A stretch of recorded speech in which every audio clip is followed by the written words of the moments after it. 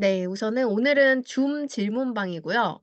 질문방은 말씀드린 대로 저희가 이제 가지고 있는 블로그 지금 10일 동안 운영하시면서 생겼던 궁금함들 그리고 좀 해소되지 못한 부분들을 나누면서 이제 다양한 분들의 의견을 듣다 보면은 내가 생각하지 못한 질문들도 하실 수 있고, 그리고 이제 서로 다른 질문들 하시면서 좀 정보를 많이 가져가실 수가 있거든요. 그래서 그런 방향으로 오늘은 줌의 질문방 코칭을 하는 날이고요. 22일 최종 코칭은 아시다시피 마지막에 1대1 피드백으로 여러분들 그 각각의 블로그를 열어서 전체의 어떤 그 블로그의 방향성이라든지 그다음에 글에서 키워드적인 부분, 놓치고 있던 부분을 구체적으로 좀 피드백을 해 드리는 그 코칭이에요. 그래서 오늘은 대략적인 어떤 질문을 보면서 하기 위해서 이렇게 중간에 어려웠던 부분들을 나누는 그런 시간이라고 알고 계시면 될 것 같습니다. 그래서 오신 순서대로 좀 보려고 하는데요. 우리 제일 먼저 누가 오셨죠? 지원 님이 오셨죠? 네. 지원 님부터 제가 순서대로 한번 가 보도록 하겠습니다.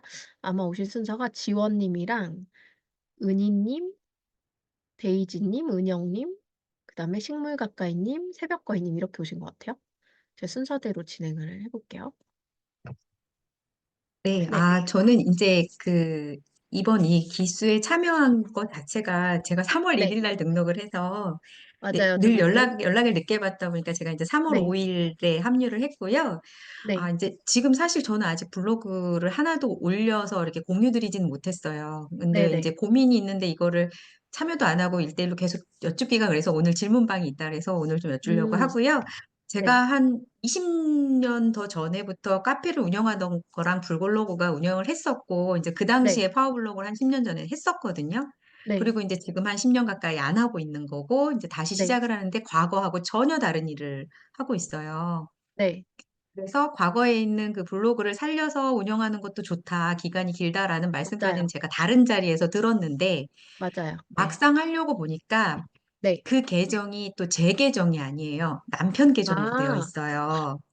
그게 또 문제가 되는군요. 네. 그래서 일단 음. 어차피 일이 완전히 다르니 제 계정으로 지금 일단 다시 하나 만드는 걸 지난주에 했고요.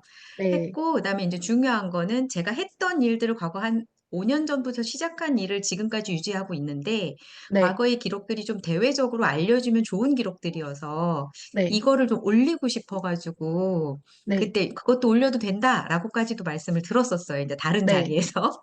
근데 네. 중요한 거는 그럼 현재하고 활동을 이거를 과거 거를 계속 순차적으로 제가 정리해서 올리면서 현재 거를 이렇게 혼재해서 올려도 되는 건지 아니면 가능해요.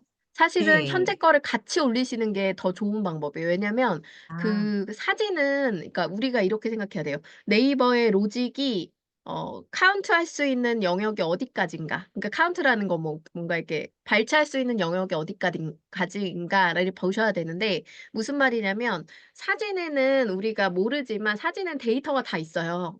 그래서 과거 사진을 가지고 포스팅을 하면 누락이 되는 경우들이나 좀 노출이 밑으로 떨어지는 경우가 많아요. 예.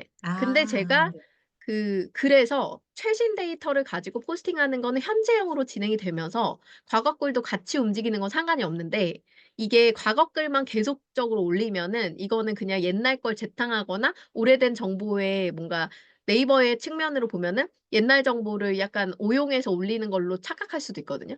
그러니까 예를 들면 제가 유럽 여행을 갔다 왔는데 그거를 3년 전에 갔다 왔어요. 근데 지금 올리면 최신의 사진 정보를 올리는 사람 글보다 제가 지수가 아무리 높아도 그들보단 떨어질 수밖에 없는 거예요. 근데 음. 제가 과거에 중요한 기록들이 있는데 "그걸 옮기고 싶어요."라고 했을 때 "예스."라고 했던 건 뭐냐면, 이제 지원님의 목표 설정 자체가 이 강의 그 퍼실리테이션 쪽 하신다고 들었던 것 같아요. 퍼실리테이터라고 해야 되나요? 네네. 그쪽으로 한다라고 한다면 그 과거의 중요한 데이터는 나의 포트폴리오이자 나를 증명하는 도구의 어떤 콘텐츠이기 때문에 "그걸 올리는 건 맞다."라고 얘기를 드린 거예요. 그러니까 그거는 영업적 측면에서 나의 과거의 히스토리를 보여주는 거, 내가 강의를 그동안 이렇게 많이 했고 그렇게 잘할 수 있는 사람이다라는 거에 필요한 부분이기 때문에. 하지만 제일 좋은 거는 최신 정보의 업데이트가 지금도 현재형으로 되고 있는 게 좋은 거죠.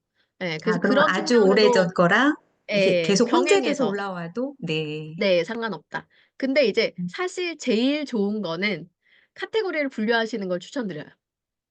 아예 과거 과거 히스토리를 활동으로. 예 그냥 차라리 몇 년 이전 해 가지고 하나로 카테고리를 분류하시더라도 왜냐하면은 최신 글에 과거 글 혼재를 했을 때 과거 글이 너무 이제 데이터가 그러니까 오래된 게 많으니까 그런 경우에는 그게 약간 로보트도 이 사람이 딴짓하는 거라고 착각할 수도 있거든요.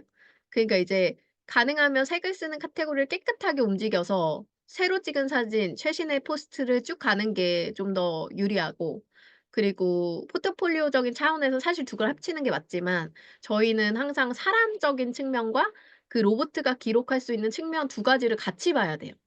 그게 가장 리스크를 줄일 수 있는 방법이기 때문에.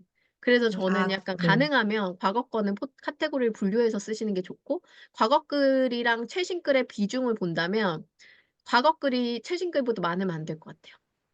왜냐면 최신 글의 비중이 높아야 이게 계속 앞으로 가는 블로그라고 인지하는데 과거 데이터를 많이 들고 있는 애를 더 많이 포스팅하면은 얘가 우선으로 보이잖아요. 그래서 항상 우리는 최신 글 그리고 나의 카테고리 비중에 가장 메인 카테고리 이런 것들을 가장 비중적으로 높여야 되거든요. 그래서 가능하면 5대 그러니까 5는 최신 글을 유지하되 그 나머지 뭐 1-2 뭐 음. 최대로 가도 5 이상은 움직이지 않게 비율을 잡아 주셨으면 좋겠어요. 그래서 저는 카테고리를 다양하게 해도 되는지를 여쭤보려고 했는데 카테고리 인제 제가 하는 분야가 인제 대형 원탁 토론 진행하는 거, 그다음에 조그만 워크숍 진행하는 거, 그다음에 일반 기관에 강의 가는 거 요렇게 좀 구분을 하려고 했었는데 그럼 그거보다는 이전의 활동은 이전의 활동대로 일단 하나로 카테고리를 묶고 최신 거를 요렇게 아니요. 더 좀 그렇게 하지 마시고 네. 카테고리는 본인의 서비스별로 묶는 게 좋기는 한데 그거는 네. 제가 말씀드리고 싶은 건 이거예요. 하나의 카테고리에 묶지 않아도 될 만큼 횟수가 많은지가 중요해요. 왜냐하면 업데이트가 너무 느리다라고 한다면 하나의 카테고리에 차라리 키워드로서 구분을 지으는 게 훨씬 더 좋지만 만약에 강의 횟수가 아주 많다라고 하신다면 그러면은 카테고리를 나누는 게 각각의 서비스별로 볼 수 있으니까 훨씬 더 나을 수 있거든요. 그러니까 이거는 본인의 어떤 콘텐츠의 개수에 예상을 하시고 거기에 맞춰 가시는 게 가장 좋은 방법이에요. 그런데 아까 말씀드린 대로 과거 글을 다시 재탕하는 경우는 그건 리스크가 있는 글이에요. 왜냐면 예전의 글은 아시다시피 어딘가엔 기록됐던 사진이고 그렇기 때문에 그 사진 기록을 네이버는 들고 있단 말이에요. 그럼 중복 이미지로 갈 수 있는 부분이 생기니 그렇다고 그 블로그의 글을 다 삭제하고 해도 이제 그래도 과거 데이터가 어느 정도 누적되는 시간이 있거든요, 시간차가. 그러니까 그거를 다 뭐 생각하는 게 어렵잖아요. 그러니까 그걸 아예 카테고리 분류해서 쓰는 게 좋으니 이제 이전 카테고리는 그냥 하나 카테고리로 몇 년 이전 해 가지고 싹 다 모아서 데이터를 올려 버리고 그 이후는 지금 원래대로 하실 것처럼 3 개로 뭐 분류를 하든 뭐 이런 식으로 약간 나눠 가시는 게 제일 합리적이지 않을까 생각이 들어요. 알겠습니다. 일단 나중에 해 네. 놓고 카테고리를 또 옮기는 거는 크게 문제가 없으니까 일단은 네. 빨리 예 포스팅을 올리는 게 더 중요하겠네요. 네. 알겠습니다. 우선은 네. 그 시간차를 두고 하시는 걸 추천드려요, 과거 글 같은 경우는. 감사합니다. 네. 자 그다음 돌아가면서 저희가 하나씩 질문을 하고요. 제가 1 시간 이상 이제 시간을 잡고 있어요. 그래서 시간을 여유롭게 또 질문을 돌아가면서 해 보겠습니다. 은희 님 지금 바로 채팅 못 하신다고 했었나요? 은희 님 가능하신가요? 혹시 아기 식사 중이어서. 되시면 얘기해 주시고 안 되시면 다음 분 먼저 넘어가겠습니다. 은희 님 지금 안 되시나 보다. 네. 되시나요? 안녕하세요. 네 안녕하세요. 네 네. 질문 그 카톡으로 네. 주신 거죠? 네, 맞아요. 잠시만요. 제가 네. 카톡 질문 못 보신 분들도 있으니까 제가 요리가 아직 안 끝났다 이거구나. 오케이, 오케이. 그러면 질문 주신 게 이건데 우선은 피드 메이커 프로그램 제가 이거에 대한 숙지가 좀 안 돼 있어 가지고 한번 잠깐 네. 열어서 네. 대신 확인을 해 드릴게요. 네. 피드 이거 공지 어디서 확인하셨었죠? 누가 글을 보내줬는데 저도 네. 그때 처음 봐서 네이버에서 검색을 해 봤거든요. 네. 근데 그 네이버 창에 어 무슨 피드지? 네이버 피드메이커 치면은 그 관련 창이 뜨더라고요. 사이트? 아하. 사이트가? 네. 잠깐만요.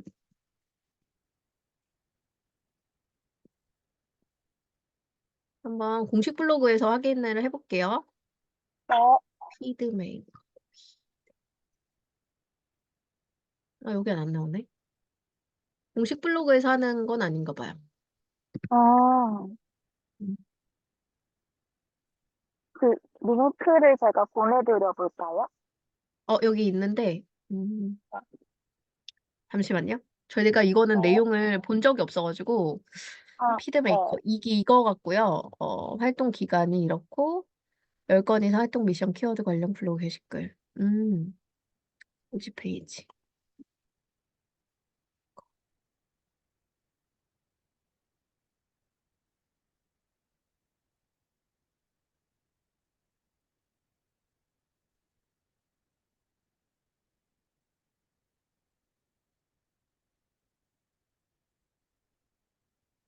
조심,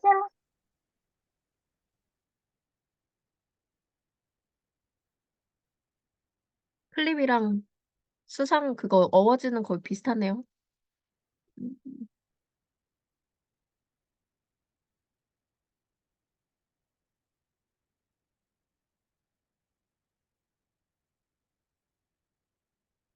옛날에 묶음 피드로 하는 그거랑 똑같은 건가 보다. 옛날에 그러니까 이걸 뭐라고 해야 되지? 옛날에 네이버 포스트 같은 게 있었거든요. 그런 거의 개념처럼 묶어서 여러 개 묶음글 발행해 가지고 하는 그런 쪽인가 보다. 근데 얘는 지금 현재 이렇게 네이버에서 지원 프로모션이 있다는 거 자체는 네이버에서 지금 현재 이 서비스를 밀어보려고 하는 거라는 거거든요. 그러니까 이게 네이버가 사업 구조가 어떻게 되냐면 네이버의 각각의 이 파트마다 담당자가 따로 있어요.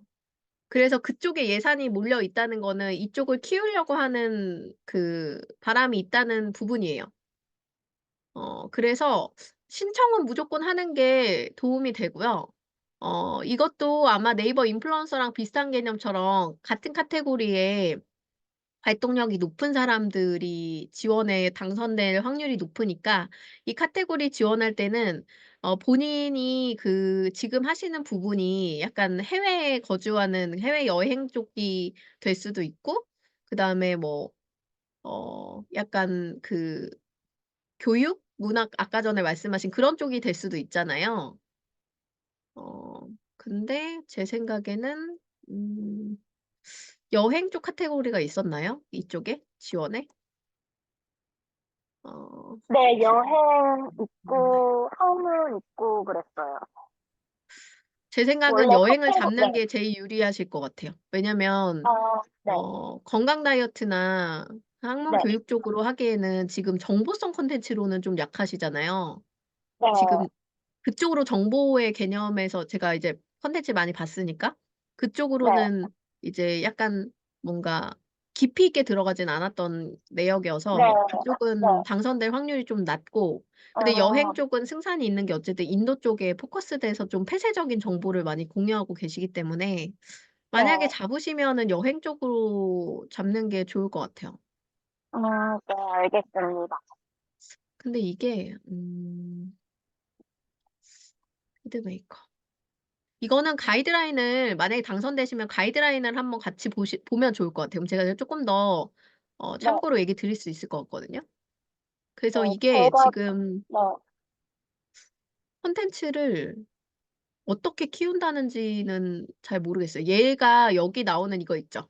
콘텐츠 네, 교육의 요 네, 뉴스레터랑 교육 프로그램 이게 사실 중요해요. 왜냐면 제가 응, 온 거를 좀 보여 드리면 네, 지금 클립이 그런 식으로 운영이 되고 있잖아요, 클립 크리에이터가. 네, 네, 네, 그럼 예를 들면은 여기서 나오는 것처럼 이렇게 활동 안내서 같은 게 이제 나오고 이제 여기 보면은 이런 활동하는 거에 대한 어떤 정보 있죠. 정보 같은 것들을 꾸준히 이제 보내줘요. 그리고 여기 들어가 보면 실제로 이제 이 강의 들을 거 있죠. 우리가 참여할 네, 수 있는 뭐 챌린지라든지 그다음에 이제 클릭 공유 교육 있죠. 무료 교육 같은 것들을 이렇게 제공을 해 줘서 이거를 듣는 사람들한테 프로모션을 주고 이런 걸 계속 하거든요. 그러니까 이게 똑같이 이거랑 관련된 것처럼 지금 하고 있는 이 피드메이커도 똑같이 이런 식으로 공지가 다 나올 거예요. 그래서 이게 뽑히면 그 정보를 토대로 움직이는 게 맞아요. 왜냐면은 여기 이 정보는 저도 경험해 보지 못한 정보이기 때문에 제가 안내해 드릴 수 있는 부분은 아니라는 거죠. 어. 근데 음 이게 홈피드의 새로운 물결에 홈피드에 노출되는 콘텐츠에 약간 모바일 환경 피드형 콘텐츠 제작 역량인데 이게 뭐냐면 옛날에 그 네이버 포스트 같은 개념이라고 보면 될 것 같아요. 옛날에 네이버 포스트가 모바일 기반으로 모바일 블로그 같은 형식으로 나왔던 건데 그게 그러니까 서비스를 종료시켰거든요. 그거를 하나의 다른 버전으로 피드메이커라고 만든 것 같아요. 그래서 모아보기 같은 기능을 해서 약간 우리가 카드 뉴스 보듯이 이렇게 각각의 모바일에 최적화된 콘텐츠를 모아서 홈피드에 노출시키기 위한 어떤 콘텐츠 같은 것 같거든요. 그래서 이거는 무조건 되면 피드에 노출될 수 있는 어떤 푸시 역할은 충분히 하니까 여기 계신 분들 누구든 지원하셔도 괜찮을 것 같아요. 그리고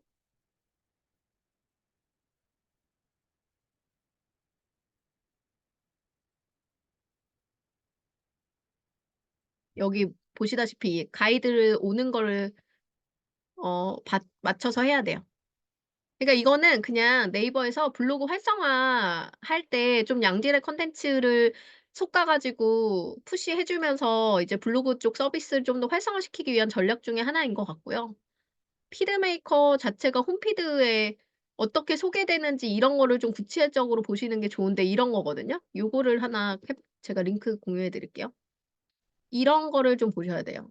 이제 개인 추천 홈피드에 이렇게 나오는 거에 이렇게 카테고리로 분류해서 보여준다. 요런 거. 무슨 말인지 아시겠죠? 로그인 시, 네. 비로그인 시. 이렇게. 이거의 차이가 여러분 크게 없죠. 그래서 이게 아직 이게 활성화되는 게 이게 뭐가 개인화되는 것 자체가 보면은 음 아 클릭 검색 기록을 바탕으로 개인화된 맞춤화 서비스. 그러니까 예를 들면은 우리가 인스타그램 같은 경우 내가 자주 본 피드 게시물이나 자주 교류한 사람들을 노출시켜 주잖아요. 약간 그런 피드의 개인화를 시켜 주는 것 같아요, 여기 보니까. 요것도 한번 살펴보세요. 저도 이거는 지금 처음 보는 내용인데 저도 한번 공부를 해 봐야겠네요. 근데 이거는 무조건 아까 말씀드렸듯이 네이버에서 지원금이 나오는 거는 네이버에서 지금 그거를 밀려고 하는 추세라서 그런 경우에는 같이 이제 그 흐름에 따라가는 건 되게 중요한 요소예요. 그래서 저거는 만약에 뽑힌다면 "무조건 해 봐라." 이렇게 얘기를 드리고 싶네요.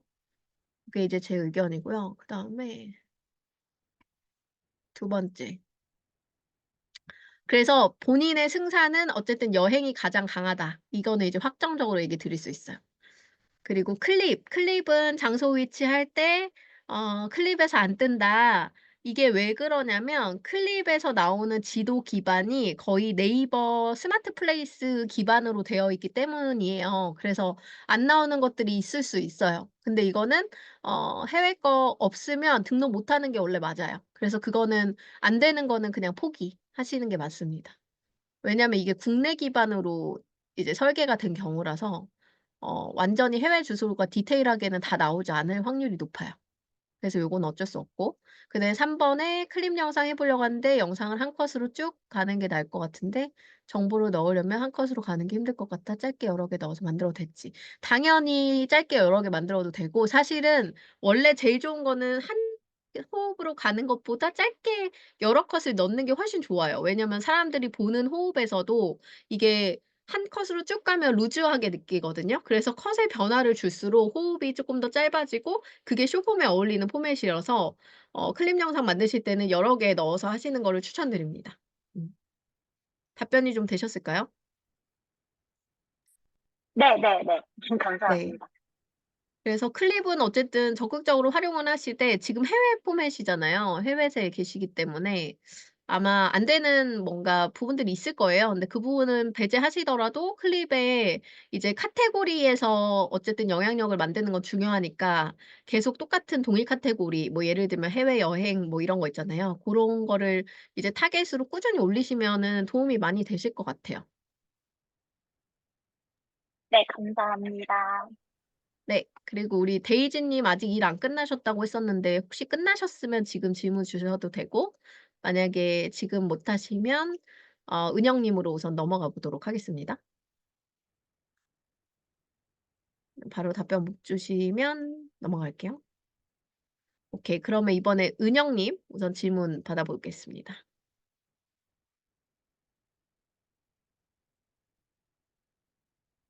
소리를 한 번만 켜 주세요. 네, 네. 됐습니다. 네, 질문 아, 주세요. 네. 너무 초급 질문 같은데요? 괜찮습니다. 어떤 질문이든 괜찮아요. 좋습니다. 네. 아니요, 저는 뭐지? 제가 운동센터 이제 글을 쓰다 보니까 네. 이게 해부학이나 어떤 그런 전문적인 글을 이제 설명을 해야 될 때가 있는데 네. 그거 뭐 유튜버나 아니면 다른 블로그의 글들을 이제 퍼와서 네. 이제 조금 부연 설명을 하고자 할 때 그 네. 링크를 퍼오는 게 좋은지 네. 안 좋은지 그게 되게 음. 궁금했거든요. 그 링크를 퍼올 때 그냥 그 링크를 내가 캡처해서 설명을 좀 하고 그 밑에다가 퍼오는 게 나은지 그게 또 기술이 있는지 그게 좀 아. 궁금했어요. 일단은 지금은 많이 하지는 않는데 만약에 그게 더 효율적이고 저는 단순하게 퍼오지는 않고 제가 글을 쓰다가 해부학이 필요하면 잠깐 음. 보고 싶은데 주저하게 되는 거죠. 네, 그게 음. 알고 싶고 활용하는 거. 음. 그리고 이제 글을 급하게 쓰다 보면 수정을 저는 몇 번을 사실은 하거든요. 근데 네. 이걸 또 뭐 수정하면 안 된다고 또 누가 막 그러더라고요. 그래서 네. 이게 근거가 있는 건지 뭐 그렇다고 제가 파워블로그라서 막 지금 노출이나 그런 걸 위주로 글을 쓰지는 않는데 저는 이제 양질의 글을 좀 쓰고 싶은 욕심으로 자꾸 수정을 하게 되는 거죠. 영상도 바빠서 그냥 뭐 30초 원본을 올렸는데 다음날 보니까 너무 루즈해 보여가지고 뭐 7초로 바꾼다든지 음. 그렇게도 하거든요, 가끔. 음. 사진도 몇 개 더 올리기도 하고 그게 내가 그게 괜찮은 방법인지 음. 그게 궁금했었고 어 혹시 제가 제가 지금 답변 드리다가 네, 질문을 까먹을 수 있어서 한 네, 번씩 끊어서 얘기를 해야 될 것 같아요. 네, 제가 세 개만 준비했는데 그 네. 먼저 답변해 주세요. 네. 지금 우선은 준비된 유사글, 복사. 음, 두 번째는 음. 어 어 계속 잠깐 뇌가 수정하는 거? 정지됩니다. 네. 죄송해요. 그죠? 괜찮습니다. 네. 음, 우선은 유사글 같은 경우 남이 쓴 글을 그대로 갖다 퍼오는 건 무조건 안 되는 거고요. 그리고 본인이 만약에 쓰는데 거기에서 해부학적 내용인데 그거를 발췌하고 싶어요. 그럼 사실 제일 네. 좋은 방법은요. 본인의 언어로 다시 쓰시면 돼요. 굳이 출처를 밝히지 않고도. 왜냐면 그분들의 내용이 그분들만 아는 게 아닐 거란 말이에요. 은영 님도 알고 있는 내용을 그분들이 정리를 잘해 주신 거를 다시 쓰는 거기 때문에 그것을 본인도 또다시 본인의 언어로서 다시 적는 게 가장 좋아요. 그래서 왜냐면 이게 전문가가 전문가의 글을 퍼와서 한다라고 할 때 만약에 동종업계다 하면은 그들을 홍보하는 것이 될 수도 있기 때문에 굳이 그 방법보다는 본인의 언어로 재해석하는 거를 요청을 드리고 근데 이미지 같은 걸 거기서 퍼오고 싶다. 그런 경우에는 반드시 출처를 밝혀야 하는데 사실 원래 원초적으로는 그러니까 원천적으로는 남의 이미지를 갖다 쓰는 것 자체가 도용이에요. 그래서 원래 저작권 침해거든요, 그 자체가. 근데 상업적인 목적을 가지고 작성하신 분들의 이미지를 가져온다면 그거 자체가 이미 이미지 도용이나 그런 문제로 상대가 만약에 내가 너무 잘 나가게 되면 그거를 만약에 소송을 건다라고 하면 나는 반드시 저작권 침해자가 될 수가 있어요. 그래서 그런 부분들을 좀 그러니까 해소하기 위해서는 이제 약간 무료로 쓸 수 있는 이미지를 최대한 많이 확보하시는 거를 좀 추천드리고 싶거든요. 그래서 뭐 예를 들어서 내가 보는 책 같은 것 중에 뭐 인체 해부학이나 뭐나 이런 것들에 대해서 약간 이미지 같은 게 많이 나와 있는 책들에 직접 찍을 수도 있잖아요. 그러니까 이제 내가 직접 그런 것들의 어떤 자료가 될 수 있을 만한 그런 해부학 책 같은 것들을 최대한 많이 개인적으로 확보를 하시고 그걸 직접 찍어서 좀 집어넣거나 이런 식으로 약간 대체를 하셨으면 좋겠어요. 그래서 내용은 다른 사람 음. 블로그를 참고할 수는 있지만 그걸 똑같이 쓰진 않는다. 첫째. 두 번째 그러면 예예. 사진을 찍어서 그게 책 출처를 쓰면 돼요? 그럼요. 책에 예. 그건 책에 출처 괜찮다? 쓰는 건 괜찮죠. 근데 왜냐면 전문가가 음. 어떤 책이나 어떤 논문이나 이런 자료를 가져가는 건 괜찮은데 다른 블로거의 자료를 가져다 쓴다 이거 자체가 전문성을 떨어뜨려 보이게 만드는 요소거든요. 그래서 그렇게는 추천을 안 드리고 싶다는 거죠. 그래서 고 내용을 참고하되 내가 어떤 책 소스 같은 것들을 활용해서 내가 직접 활용할 수 있는 소스를 가지고 말을 하는 걸 좀 얘기를 드리고 싶고, 또는 이제 뭐 무료 이미지 사이트 같은 데 가 보면 그런 약간 인체 해부학 이런 것도 워낙에 많은 콘텐츠가 만들어지는 내용이기 때문에 무료 이미지 중에도 관련된 이미지 쓸 수 있는 게 많이 있을 거란 말이에요. 그런 것들을 좀 적극적으로 활용하시는 걸 좀 추천드리고 싶거든요. 그리고 뭐 예를 들어서 음 그냥 예를 들어서 제가 한번 이미지를 보여 드리면, 뭐 예를 들어 제가 음 어 뭐 해부학 중에 해부학, 인체 해부학 이런 뭔가 이미지가 있는데, 뭐 예를 들어 기본적으로 이런 약간 근육 이미지 이런 게 필요해요. 이런 거. 이런 게 필요하면은 뭐 예를 들어서 핀터레스트라든지 그 무료 이미지 사이트는 진짜 무궁무진하게 많거든요. 근데 이제 핀터레스트 말고 픽사비. 예를 들어서 무료 이미지 사이트 같은 데 가 가지고 어 인 인체 해부,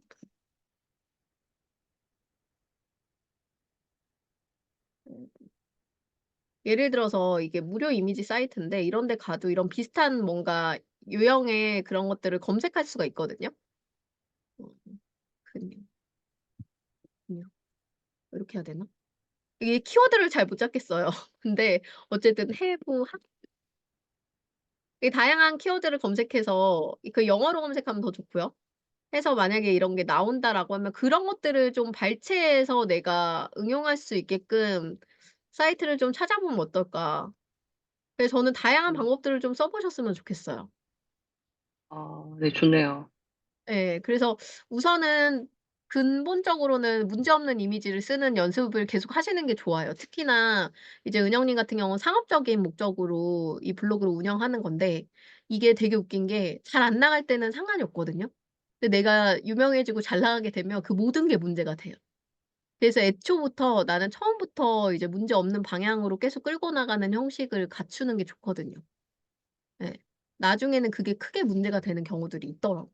그래서 그걸 좀 추천드리고 싶고, 그다음에 수정에 대한 얘기를 해 주셨는데, 수정은 이제 공식적으로 네이버가 얘기한 건 "수정해도 괜찮다."라고 공지를 했어요. 근데 제가 그 5-6 년을 블로그를 해 오면서 제가 느낀 팩트 데이터로 말씀을 드리면 수정이 좋지 않아요. 네. 근데 수정을 하면 안 된다가 아니라 해도 되는데, 수정을 할 때마다 느껴야 되는 거는 새로 고치면 된다고 느끼면 돼요. 어. 그리고 수정을 계속한다는 건 로보트가 전제를 둘 때 이 사람이 인위적으로 키워드나 내용을 바꿔서 다시 재상위 노출시키려는 의도를 가진 행동으로 볼 수 있어요. 그래서 수정을 한다는 것 자체가 리스크를 가지고 가는 거거든요. 그래서 수정을 해서 빠른 시간에 수정을 해서 잘못된 게 보이면 한 번 더 상위로 올릴 수 있고 이런 것도 있어요. 그러니까 저 같은 경우는 제가 바로 글을 올렸는데 얘가 1 등에 안 떴어. 그럼 제가 수정을 해 가지고 1 등으로 다시 띄우는 것도 해요. 근데 그거는 저 정도의 수준을 가지고 있는 사람만 할 수 있는 거라고 솔직히 생각해요. 근데 일반인이 그거를 아니고 막 중간에 제목 바꾸고 키워드 바꾸고 영상 바꾸고 이런 짓을 하면 이제 블로그 자체 로보트는 '이 사람이 비이상적인 행동 패턴을 갖고 있다.'라고 인지할 확률이 아주 높다는 거죠. 그래서 저도 아무리 수정을 해도 제목 키워드를 잘 건들진 않아요. 본문의 키워드 숫자 정도를 건드리거나 이 정도의 이제 수정을 하는 거지 큰 데이터를 움직이게 하진 않아요. 그래서 그거 자체가 되게 리스크다. 그래서 그러면 어떻게 해야 되냐. 내가 하고 나서 이런 게 있는데, 그러면 최대한 내가 완성도가 없다라고 생각된 글은 임시 저장을 활용하세요. 임시 저장 미리 보기를 먼저 활용을 하시고 최종적인 것을 항상 업로드하는 습관을 가지셨으면 좋겠고, 기본적으로는 오피셜 블로그를 하시는 분들은 반드시 맞춤법 검사를 하셔야 돼요. 맞춤법 검사. 근데 제가 맞춤법 검사에 되게 민감한 게, 이게 오피셜 블로그를 하시는 분들이 맞춤법 제대로 안 맞추고 띄어쓰기 오탈자 틀리잖아요. 되게 없어 보여요. 근데 이게 실제로 비즈니스에 타격을 주는 경우도 많아요. 저 같은 경우 심지어 저도 막 귀찮아서 안 올리고 이럴 때도 있을 거 아니에요. 근데 옛날에 뭐 오타를 2번 연속으로 낸 적이 있었거든요. 그러니까 이게 저도 맞춤법이 의도적으로 틀리려고 한 건 아닌데 나도 모르게 그게 2번을 연속으로 틀렸더라고요. 무의식적으로 제가 그렇게 썼나 봐요. 근데 진짜 댓글이 뭐라고 달렸냐면 이렇게 달렸어요. "책도 쓰신 분이 어떻게 이렇게 맞춤법을 계속 틀리실 수가 있냐. 진짜 실망했다." 막 이런 식으로 대놓고 저격하시는 글을 막 쓰시고 그래서 '와 씨 맞춤법 검사 아니 맞춤법 한 번 틀렸다가 나 진짜 날아갔네.' 막 이런 기분이 들 정도로 그런 적도 있었고 실제로 제가 이제 유니버셜 뮤직이라고 그 아시죠? 유니버셜 코리아 뭐 유니버셜 뮤직 해 가지고 되게 큰 음반사 있잖아요. 그 유니버셜 뮤직을 페이지 관리자였거든요 제가 SNS 옛날에. 지금은 아니고요. 초창기에. 그래서 되게 적은 금액을 받고 그 관리를 해 주던 시기가 있었어요 초창기에. 2010년 뭐 이때. 근데 그때 제가 오타를 한번 쳤어요. 마릴린 먼로를 마릴린 먼로 이렇게 친 거예요 실수로. 그래 가지고 저 3 달치 알바비 물어줬었어요 오피셜 계정에서. 진짜 놀랍죠? 그때 당시에 다행히 받던 페이가 작아 가지고 3 개월치를 물어줘도 이제 큰 타격이 없긴 했지만 금액적으로. 하지만 이제 그 정도로 오피셜 계정이 되게 민감해요. 그리고 엄청 큰 회사였잖아요. 그 제가 치명적 실수를 한 거죠 어떻게 보면. 그러니까 이 오타가 우리가 처음부터 '누군가가 나를 보고 평가하는 거다.'라고 생각하고 올리시는 게 되게 중요해서 저는 기본적으로는 오탈자 검사 그리고 단락 확실히 나누는 거 이런 것들은 기본으로 가져가시면서 아까 말씀드렸듯이 임시 저장하고 검수하실 때 뭘 하시냐면 소리 내서 글을 반드시 읽어 보시라고 말씀을 드려요. 근데 그게 왜 그러냐면 내가 소리 내서 글을 전체 흐름을 읽었는데 잘 읽히지 않는 글이면요. 그 글은 남들도 잘 못 읽어요. 그러니까 이게 되게 신기하게 읽히지 않으면 진짜 못 읽거든요. 그래서 저는 글검수를 초안을 쓰고 이제 맞춤법 검사 돌리고 소리 내서 읽어 보고 마무리해요. 그게 가장 좋은 방법이긴 해요. 예. 그리고 이제 사실 제일 좋은 거는 제가 수정하는 것 중에 많이 하는 게 뭐 있냐면 PC 버전에서 귀찮으니까 막 글 쓰다가 나중에 모바일 갔는데 너무 깨져서 보이거나 이럴 때 수정 가끔 하거든요. 그런 거는 이제 수정이 가끔 있을 수 있잖아요. 근데 거기에는 로보트가 봤을 때 큰 틀에 뭐 키워드가 바뀌거나 뭐가 바뀌거나 이러지 않고 그냥 가독성 좋게 바꾸는 패턴이었기 때문에 그게 큰 무리가 없는 거죠. 근데 아까 말씀드렸듯이 제목의 키워드를 바꾼다, 막 영상을 바꾼다, 어떤 소스가 바뀐다 이거 자체는 되게 큰 거예요. 예. 그래서 그런 부분들의 수정은 쪼끔 조심하시는 게 좋다. 그래서 가능하면 가장 좋은 건 "임시 저장을 활용해라."라고 말씀드리고 싶습니다. 네. 예, 그리고 마지막 질문이 하나 뭘까요? 짧게 하겠습니다. 네. 제가 저희 회원들 그 영상 리뷰를 받았거든요. 한 네. 50명을 받았어요. 네. 이제 짧게는 10초, 길게는 1분이에요.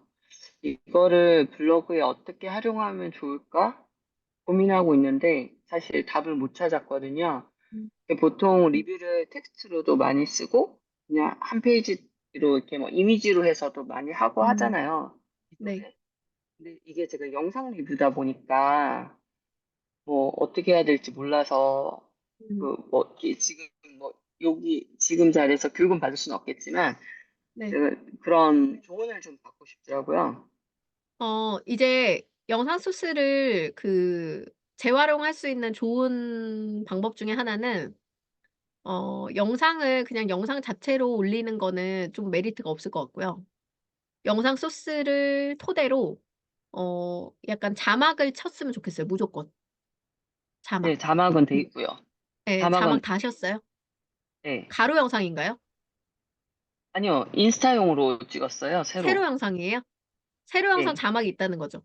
그러면 우선은 그 네, 자체로서는 어쨌든 기본적인 준비는 되어 있으시니까 고거 자체로 네. 우선은 클립이나 그 블로그 영상으로 올리는 거는 무조건 올리시면 좋겠고 고 자체로 릴스랑 쇼츠랑 이제 틱톡이랑 다 같이 멀티 유즈를 하시면 좋을 것 같은데 1 차적으로 블로그에 올리시는 걸 추천을 드려요. 왜냐면 이제 음, 핫소스를 가져오는 걸 블로그가 별로 안 좋아하거든요. 그래서 1차 소스를 블로그에 쓰고 그다음에 이제 퍼져나가게 하는 게 제일 좋을 것 같아요. 음, 네. 그렇게 퍼져나가게 우선 한다는 거는 각 그러니까 매체에다가 원소스 다시 멀티 올리는 작업. 유즈라고 하거든요. 원소스 네, 멀티 유즈. 그래서 이게 되게 신기한 게 어떤 영상은 유튜브에서 터지고 어떤 영상은 인스타에서 터지고 어떤 거는 또 틱톡에서 터지고 어떤 건 클립에서 터져요. 그러니까 같은 영상을 똑같이 올려도 사람들은 모른다는 거죠. 그리고 대표 이미지를 각각의 영상마다 다 썸네일을 다르게 주세요. 그러면은 사람들은 같은 영상인지 대표 이미지만 보고는 몰라 가지고 원소스를 활용하실 때 쪼끔 더 괜찮아 보이거든요. 근데 똑같은 게 약간 재탕되는 느낌이면은 '아 뭔가 지루하다.' 느낄 수 있는데 그 대표 이미지를 좀 변화를 주면서 해 보면 이제 테스트를 해 보는 거죠. 그리고 가능하면은 대표 이미지 썸네일을 다시 지정을 할 수가 있어요. 뭐 인스타 같은 경우는 커버를 다시 입힐 수도 있고 뭐 저것도 다 할 수 있어요, 모든 플랫폼마다 거의 대부분. 그러니까 커버를 새로 입히셔 가지고 뭐 예를 들어서 인터뷰에서 뭐 어떤 분이 뭐 "허리 통증이 사라진 이유." 뭐 이런 식으로 약간 뭔가 어 임팩트 있는 그런 문구 같은 거 있잖아요. 그리고 뭐 산후 다이어트 성공한 방법 뭐 이런 식으로 약간 임팩트 있는 문구 같은 걸로 이제 대표 이미지를 땅땅땅땅 해 가지고 다르게 좀 줘 가지고 여러 채널로 좀 활용하는 형태로 가시면 그래도 그게 영향력이 좀 있을 것 같고 그리고 사실 제일 좋은 거는 이제 말이 계속 나오고 있고 중간중간 그 운동을 가리키는 실제 영상 소스가 같이 들어가면 더 좋아요. 그래서 이 사람이 이런 인터뷰를 해서 이런 뭔가 좋은 후기를 남겨줬는데 그 사람에게 어떤 걸 가르쳐 줬는지를 같이 보여주면서 뭔가 정보성이 같이 들어간다면 단순 후기만으로는 사람들이 따라할 수는 없잖아요. 근데 이 사람이 이렇게 돼서 좋은 성과를 냈던 건 이것 때문이야라는 걸 보여주는 운동 영상을 같이 좀 첨부해 준다면 그 콘텐츠 자체로도 약간은 영향력이 있을 수 있죠. 그래서 이 사람의 후기만 있으면 누군지 이름은 말을 하겠지만 그걸 가르쳐 준 사람에 대한 정보는 없는 거잖아요. 단순히 그냥 어디 상호 이런 거나 뭐 누구 트레이너 말은 할 수 있지만 그게 눈으로 보이진 않으니까 본인이 마지막에 출연해서 "이분께는 이런 운동을 가르쳐 줘서 이런 성과가 났습니다." 이걸 한번 해석해 주는 영상을 뒤에 덧붙일 수도 있고. 그러니까 이런 약간 어떻게 하면은 사람 입장에서 정보의 가치로 느낄 수 있을까의 관점으로 약간 재가공하거나 재편집하는 것도 하나의 방법이 될 수 있어요. 네. 근데 어쨌든 원소스 멀티 유즈로 대표 이미지 썸네일을 좀 다양한 변화를 주면서 각각의 테스트를 해 보셔서 어느 채널이 내 플랫폼 이 영상에 더 맞는가를 어 관찰해 보시는 건 좋아요. 그래서 그러니까 결국에 내 카테고리에 내 데이터는 내가 모아야 되거든요. 그러니까 누군가가 그걸 모아줄 수는 없어요. 그러니까 내가 여기도 시도해 보고 저기도 시도해 보고 다양한 시도를 했는데 이것이 맞다라는 게 스스로 감이 와요, 어쩔 수 없이. 왜냐하면 터지는 콘텐츠의 플랫폼이 이제 뚜렷하게 드러나는 경우들이 생기거든요. 그래서 그거를 개별적 경험을 좀 하시는 게 도움이 많이 돼요. 예. 그래서 한번 테스트 해 보셨으면 좋겠어요. 어렵네요. 예. 어려워요. 어려운데 사실 해야 하는 일이에요. 왜냐면은 상업적인 용도로 하셔야 되기 때문에 고 과정을 거치시는 게 결국엔 되게 필요하거든요. 네. 네. 알겠습니다. 네. 감사해요. 한번 시도해 보세요. 네. 네네. 좋습니다. 그다음에 우리 민지 님? 들리세요? 네. 들려요. 아, 네네. 저는, 완전 기본적인 걸 여쭤보고 싶은데, 그 네. 카테고리를 나눴잖아요. 그럼 네. 카테고리별로 주제가 다 다르게 들어가 있거든요. 네. 그런데 그 주제가 어떻게 돼 있냐면은, 막 다 섞여 있어요. 막 원예 네. 재배도 있고, 그 다음에 뭐, 책 도서도 있고, 그 다음에 일상도 있고, 이렇게 돼 있거든요. 근데 이렇게 음. 카테고리 안에 많은 주제가 들어가도 되는 건지 여쭤보고 싶어요. 그거는 제가 그림을 하나 보여 드리면서 설명을 드릴게요. 미씨라고 어떤 개념인데요. 이 미씨라고 이 원 그림을 보면서 카테고리를 말하면 가장 확실하거든요. 그러니까 민지 님은 식물이라는 하나의 네. 이 메인 카테고리의 속에 이 모든 것들이 세분화되는 게 가장 좋은 그림이긴 해요. 아니면 그렇게 식물 하려고 가까이 쓰고는 박민지. 있는데, 아, 네네. 예. 예. 식물 가까이 박민지라는 어떤 나의 퍼스널 브랜딩의 그 구분이 음, 카테고리가 되면 좋고 근데 아까 말씀하셨듯이 일상, 독서 이런 어떤 개인적인 소스 근데 네. 독서가 뭐 식물 관련된 뭔가 자연 관련된 뭔가 인문학적 관련된 그런 쪽이라면 또 이게 업무적으로 관련도가 높을 수도 있어요. 그러니까 우선은 일과 나 두 개를 큰 카테고리로 나누세요, 큰 카테고리. 그다음에 일과 나 중에서 일은 그럼 어떤 거에 해당되냐? 내가 돈 버는 거. 돈 버는 건 뭐냐면 비즈니스 모델이에요, 비즈니스 모델. 그러니까 내가 돈 버는 방법이 비즈니스 모델인데 그 비즈니스 모델이 일에 관련된 항목에 카테고리화되어 있어야 하고요. 그리고 나라는 카테고리에는 나의 개인적이고 일상적인 것이 따로 분류가 되어도 돼요. 그런데 음, 돈 버는 영역에 내가 이 블로그의 목적 자체가 돈 버는 영역에 포커스를 더 맞추고 싶은 게 맞잖아요. 민지님 같은 경우는 그죠? 사업을 하고 네. 계시니까. 그렇다면 그 비중으로 봤을 때 당연히 일적인 영역들에 더 비중이 높아야 되고 일상이나 나라는 것은 카테고리를 많이 나누면 나눌수록 불리해요.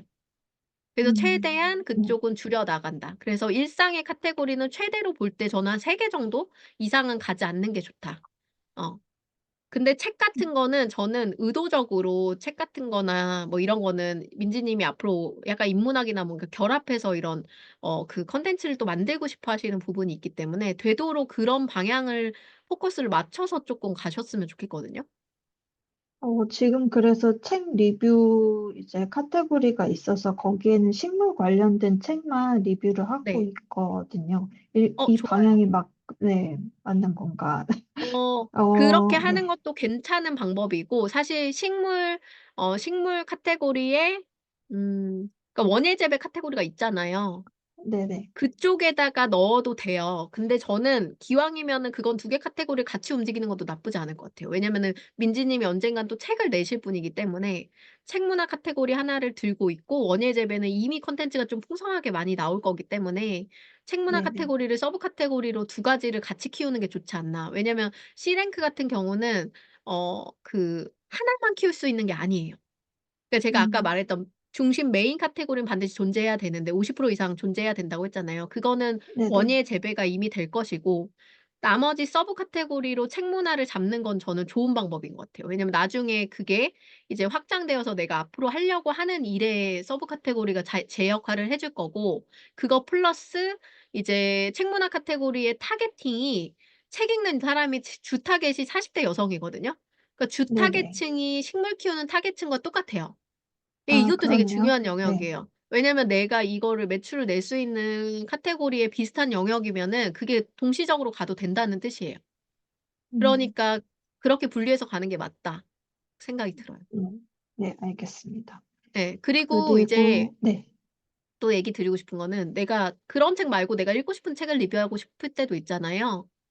근데 이제 모든 포커스를 기승전 뭐 이런 식으로 연결할 때 식물로 연결해 주셨으면 좋겠어요. 예를 들면 아, 내가 오늘 네네. 막 되게 따뜻한 사랑 이야기 막 책을 읽어서 리뷰를 썼어요. 그런데 그 사랑 이야기 책을 읽고 나니까 이 식물이 생각이 나더라. 이런 책과 아, 어울리는 식물로는 이걸 추천하고 싶다. 뭐 이런 식으로 약간 연결고리를 아, 만들어서 기승전 식물 가까이 이렇게 나를 결론 지어 주면 그게 또 하나의 네, 콘텐츠가 될 수가 있고 그 콘텐츠 결을 맞춰갈 수 있거든요. 음, 그래서 그 흐름에서 항상 기승전 식물로 가는 거를 잊지 말고 어떤 일상적인 네네, 부분이든 뭔가 약간 그 컨텐츠적인 부분에 계속 연결고리를 만들어 가면 좋겠다. 뭐 예를 들어서 내가 음, 뭐 레스토랑에 가서 맛집 리뷰를 쓰더라도 그 맛집에 약간 식물 그런 플랜트 테리어 같은 게 뭔가 잘 되어 있다. 막 그러면 그거에 뭔가 약간 그 감상이나 어떤 그 인테리어에 대한 어떤 피드백 같은 걸 내가 식물 전문가로 조언을 하면서 쓸 수도 있는 거잖아요. 그런 식으로 네네, 어 할 수도 있고 아니면 내가 뭐 샐러드 집을 갔다? 그럼 샐러드에 나온 어떤 식물들이 내가 실제로 키워 본 식물들일 수 있고 그 실제로 허브 재배하고 이런 것도 많이 하잖아요. 그래서 "여기에 이런 게 들어가 있는데 이렇다." 뭐 이런 얘기를 내가 곁들일 수도 있고. 그러니까 이제 그게 바로 브랜딩으로 보면 이제 프레임을 씌운다고 하거든요. 프레임을 씌워서 내가 항상 식물이라는 프레임을 씌우고 세상을 보는 거예요. 그러고 보면은 다 그런 걸로 보인단 말이에요. 예. 그래서 그런 관점으로 콘텐츠를 쪼끔 하나의 원을 그려서 그 원 안에서 바운더리 나가지 않게 고 안에 나를 이렇게 딱 가둔다 생각하고 그 프레임 안에서 콘텐츠를 생산하려는 노력을 계속 하다 보면은 사람들이 이제 스스로 자연스럽게 인지하게 돼요. '아 식물 하면 이 사람이 생각난다.' 이렇게 콘텐츠로서도. 그래서 고런 약간 기승전결을 가지고 써 보시면 어떨까 싶어요. 근데 네, 큰 알겠습니다. 카테고리로는 비즈니스, 나 이렇게 분류해서 구분선을 네네. 가지고 움직이시는 거를 추천드리고요. 네, 알겠습니다. 네. 그다음에 제가 강의를 한 거를 네. 올리거든요. 이제 네. 그러면은 키워드를 어떻게 해야 될지 모르겠어요. 예를 들어서 뭐 복지센터에서 제가 강의를 했어요. 그래서 강의 사진을 올리고 막 글을 썼어요. 음. 그러면은 키워드에 복지센터 가드닝 클래스 이건 들어가야 될 것 같은데 좀 더 뭘 넣어줘야 되나 잘 모르겠는 거예요. 그게 바로 고객의 사용 언어예요. 그러니까 이제 어떻게 찾으시면 되냐면 관공서 같은 데 사이트 가셔가지고 예를 들어서 네.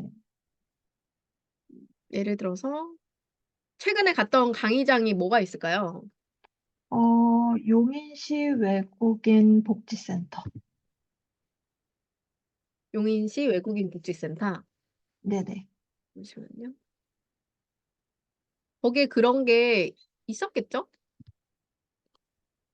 외국인 복지센터. 예를 들어서 뭐 이런 외국인 복지센터에서 나를 섭외했다는 건 그런 비슷한 강의류가 있었던 걸로 볼 수도 있죠? 뭐 네네. 예를 들어 원예, 식물, 여기는 글이 없네. 글이 있는 데 가야겠죠, 우선은. 한번 여기도 없네요. 용인시. 블로그를 열심히 안 하는 분들이 많은 것 같아요. 기관에서. 우선은 식물, 뭐 원예, 어, 식물도 있고, 우선 식물 한번, 이거 본인이 하신 강의인가요? 아, 네, 제가 아니에요. 어, 여기도 이런 걸 많이 해보진 않았네요. 뭐 예를 들어 식물 기초, 뭐 여기선 참고가 좀 덜 돼요. 그러면 그냥 블로그에서 이번에 가셨던 게 그 식물 강의라고 해야 되나? 네, 그죠. 그런 가드닝 클래스, 뭐 식물 음, 수업, 뭐 다양하게 이야기할 수 있을 것 같아요. 그러면 실제로 이게 좋은 키워드인지는 사실 여기서만 볼 수는 없고 네이버 검색 광고 가서 보시긴 해야 돼요. 네, 그래서 여기 가보면은 그 관련 단어 이제 보실 수가 있잖아요. 식물 강의, 식물 기초, 뭐 가드닝 클래스, 가드닝 강의, 가드닝 교육, 뭐 이런 비슷한 키워드를 5개 정도 쓰시면 요게 키워드를 쭉 뽑아주잖아요. 네, 여기 보시면서 여기에서 쓰는 어떤 그 영향력이 높은 키워드를 구분해서 좀 보시고, 물론 연관 검색어는 100% 똑같은 건 안 나온다고 알고 계시죠? 네, 이 카테고리에서 쓰고 있는 이 사람들이 A 검색했다, B 검색했다, 왔다리 갔다리 왔다리 갔다리 하는 그 키워드를 모아놓은 게 연관 검색어거든요. 그래서 완전히 그 나와 똑같은 그 키워드를 만나지는 못해요. 하지만 여기에서 충분히 참고를 하시면서 여기서 쓰는 이런 단어들 있죠. 네, 이런 단어들을 참고하셔서 제목을 짓는 게 제일 좋아요. 네, 그런데 알겠습니다. 실제 네, 내가 강의를 했던 컨텐츠 키워드와 관련도 높은 것들로 매칭을 해서 지어야겠죠. 예를 들어서 내가 가드닝 클래스를 했어요. 그럼 가드닝 클래스를 다른 말로 뭐라고 할 수 있을까? 이런 관점으로 이제 보셔야 되는 거예요. 거기에서 붙여 넣을 수 있는 키워드를 찾는 거죠. 예를 들어서 가드닝 클래스다 하면은 한번 밑으로 쭉 볼게요. 뭐 있나?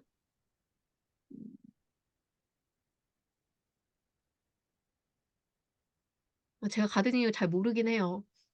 이 분야에 대한 지식이 없으니까 본인이 더 잘 알긴 하겠지만 한번 밑으로 내려볼게요. 아니, 그래도 그리고 키워드가 그렇게 큰 키워드가 없어요.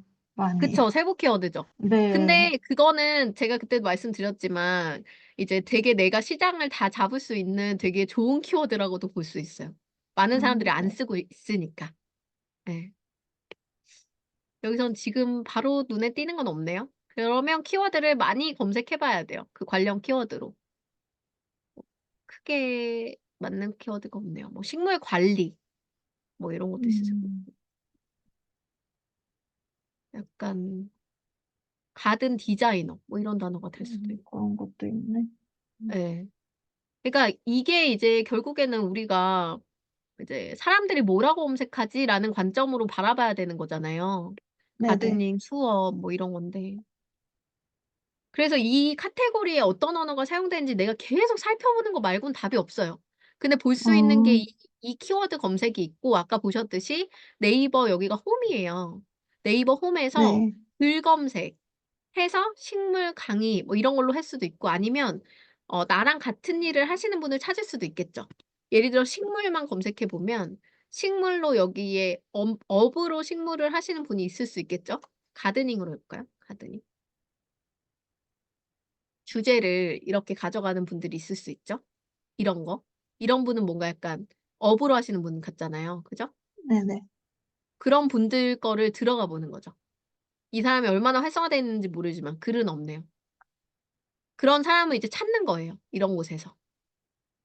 그래서 그 사람들 사이에 이제 어떤 키워드들을 많이 쓰는가 이런 걸 또 보는 거고, 음, 여기 옆에 이거 연관 검색어 뜨죠? 요런 것도 네. 되게 중요한 키워드예요. 가드닝 칠 때 나오는 연관 검색어. 그래서 이런 네네. 식으로 내가 계속 키워드를 발췌해서, 제가 100개 키워드 정도 뽑아야 된다고 했잖아요, 내 카테고리의 네네. 주요 단어. 그게 이런 거거든요. 결국에 이거는 민지 님이 얼마나 시간 투자를 하느냐의 싸움이에요.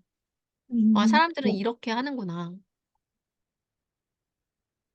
그리고 뭔가 약간 이런 거 있죠. 오늘의 집 가드닝 이런 것도 저는 진짜 좋은 키워드라고 생각해요. 음, 그러니까 네. 내가 식물 전문가로서 오늘의 집에서 살 만한 추천 식물을 추천 맨날 식물. 픽해 가지고 네. 픽해 가지고 전달해 주는데, 그게 프로모션이 있을 때마다 내가 같이 전달한다 이러면 엄청 크죠, 그 콘텐츠의 가치가. 예. 그러니까 이런 거에서 저는 그 아이디어를 얻어내거든요, 이제 컨설팅 음, 할 때도. 왜냐면 이 네네. 카테고리에 대해 내가 계속 학습하니까. 학습하다 보면 거기에 아이디어가 툭툭 튀어나오거든요. 그럼 그걸 잡아야 돼요. 그거밖에 음, 답이 없어요. 그러니까 이제 민지 님이 여기에 전문가가 돼야 돼요. 그러니까 그냥 분야별 그 전문가 아니라 키워드에서도 전문가가 돼야 돼요. 그래서 네, 이거는 내가 계속 알겠습니다. 키워드를 발췌하고 누적해 나가면서 고객의 사용 언어를 찾아 나가는 것이 가장 정답이다. 네, 이렇게 말씀드릴 수 있어요. 알겠습니다. 네. 그다음에가 이제 좀 남들과 다른 글을 쓰려고 할 때 약간 전문적인 글을 쓰고 싶은데 이 깊이를 어떻게 해야 될지 모르겠어요. 어느 정도 깊이로 해야 대중적으로 읽히면서 좀 차별화된 글을 쓸 수 있을까? 그러니까 우리가 베스트셀러라고 하는 글들을 보면은 어려운 단어가 있는 네네. 경우가 있나요? 없죠. 거의 없죠. 그 수준으로 네. 보시면 돼요. 아, 그러니까 그냥, 어려운 용어를 네네. 쓰지 않되 이제 내용은 깊이 있게 가는 게 좋은데, 그 깊이 네. 있다는 것도 초등학생이 봐도, 초등학교 고학년 정도 수준이 봐도 읽고 이해할 수 있는 수준으로 쓰시는 게 좋아요, 네. 단어의 사용은. 근데 그거에 되게 신뢰가 뭐냐면 제 블로그를 보시면 돼요. 제 블로그에 언어 사용이 정말 정확하게 초등학교 6 학년 이상의 이해 못하는 단어는 한 개도 안 쓰거든요, 어휘적으로. 네, 그러면 쉽게 읽히는 글을 쓰려고 그런 단어들을 선택하는 거예요. 네, 그래서 네네. 고 정도 수준으로 생각하시고 기준을 두시면 좀 쉬워지지 않을까 생각이 듭니다. 음, 네. 마지막으로는 그 무료 이미지 아까 말씀하셨잖아요. 네. 그러면은 그 이미지를 저 말고도 전에 다른 블로거들도 썼을 거 아니에요. 그럼 맞아요. 이게 중복 이미지로 되지는 않는지. 그 부분도 중복 이미지의 확률이 있죠. 그렇기 때문에 사실 제일 좋은 거는 말씀드린 대로 직접 찍은 이미지가 제일 좋아요. 하지만 음, 차선책을 가져간다라고 하면 무료 이미지를 내가 재가공하라고 말씀드렸잖아요. 그래서 쓰시는 게 두 번째 이미지를 사용할 수 있는 방법이죠. 예를 들면 무료 이미지 가져와서 그거 눕기 사진 만들어서 뒤에 배경색을 바꿀 수도 있고, 아니면 텍스트를 집어넣어서 만들 수도 있고, 아니면 뭐 예를 들어 인체 뭐 이런 걸 했다 그럼 내가 거기에 동그라미 쳐 가지고 이 부분 부위 이런 식으로 음, 화살표 표시 넣고 이런 거 하면 재가공이 되잖아요. 그런 네네. 식으로 이제 사용하실 수 있는 부분인 것 같아요. 근데 그 무료 이미지를 쓰는 건 아까 말씀드린 대로 중복 이미지에 리스크가 있을 수 있어요. 왜냐면 누구나 무료로 쓸 수 있는 이미지이기 때문에.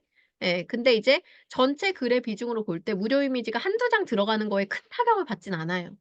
노출에 음, 타격을 받진 않아요. 근데 모든 글이 다 캡처나 무료 이미지나 뭐 이런 남의 이미지를 도용했다, 이거는 문제가 돼요. 그래서 적절한 사용을 가져간다고 하면 큰 리스크 없이 가져가실 수 있고, 저는 그렇게 정말 많이 포스팅을 십몇 년간 해 왔기 때문에 그거에 대한 리스크는 크게 없다라고 말씀드릴 수 있어요. 근데 이제 모든 글을 캡처나 무료 이미지로 가는 건 당연히 안 되기 때문에 가능하면 실사의 비중을 높이라고 하죠. 그래서 아까 책도 제가 찍어서 하시라고 한 게, 그거는 내가 찍은 이미지니까 내 이미지잖아요. 그러니까 리스크를 좀 줄일 수 있죠. 그런 식으로 약간의 쪼끔은 회피할 수 있는 방법들을 찾아가는 게 맞지 않나 생각이 들어요. 민지 네, 님도 식물 도감 같은 거 알겠습니다. 준비해서 하세요. 아, 식물 도감. 식물도, 백과사전 같은 아, 거. 너무 올드한데. 아니 근데 아, 무엇보다 약간 콘텐츠에 약간 원소스는 중요하니까. 그렇다고 아, 내가 그 식물을 다 찾아다니면서 찍을 수는 없잖아요. 네, 그죠. 네, 예예예. 그러니까 알겠어요. 뭐 잘 약간의 해볼게요. 그러니까 활용도를 좀 생각해 보시면 좋을 것 같아요. 어쨌든 제일 좋은 건 직접 찍은 거다. 그거를 음, 항상 염두에 두시면 좋을 것 같아요. 아, 네, 알겠습니다. 감사합니다. 네, 감사합니다. 다음에 우리 새벽거인님. 네, 저는,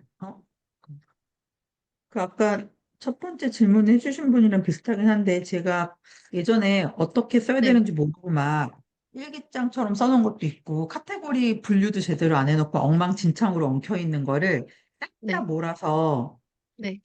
카테고리가 20개 넘는 거를 그냥 비공개로 전환해서 몇 개 넣어놨거든요. 넘는 거요? 숫자가 몇 개요? 20개 넘는 것 같은데요? 폴더가? 폴더가 몇 개라고요? 20개 넘는 것 같아요. 아, 20개 넘는 거. 아, 이게 막 20개 할 때만 자꾸 안 들렸어요.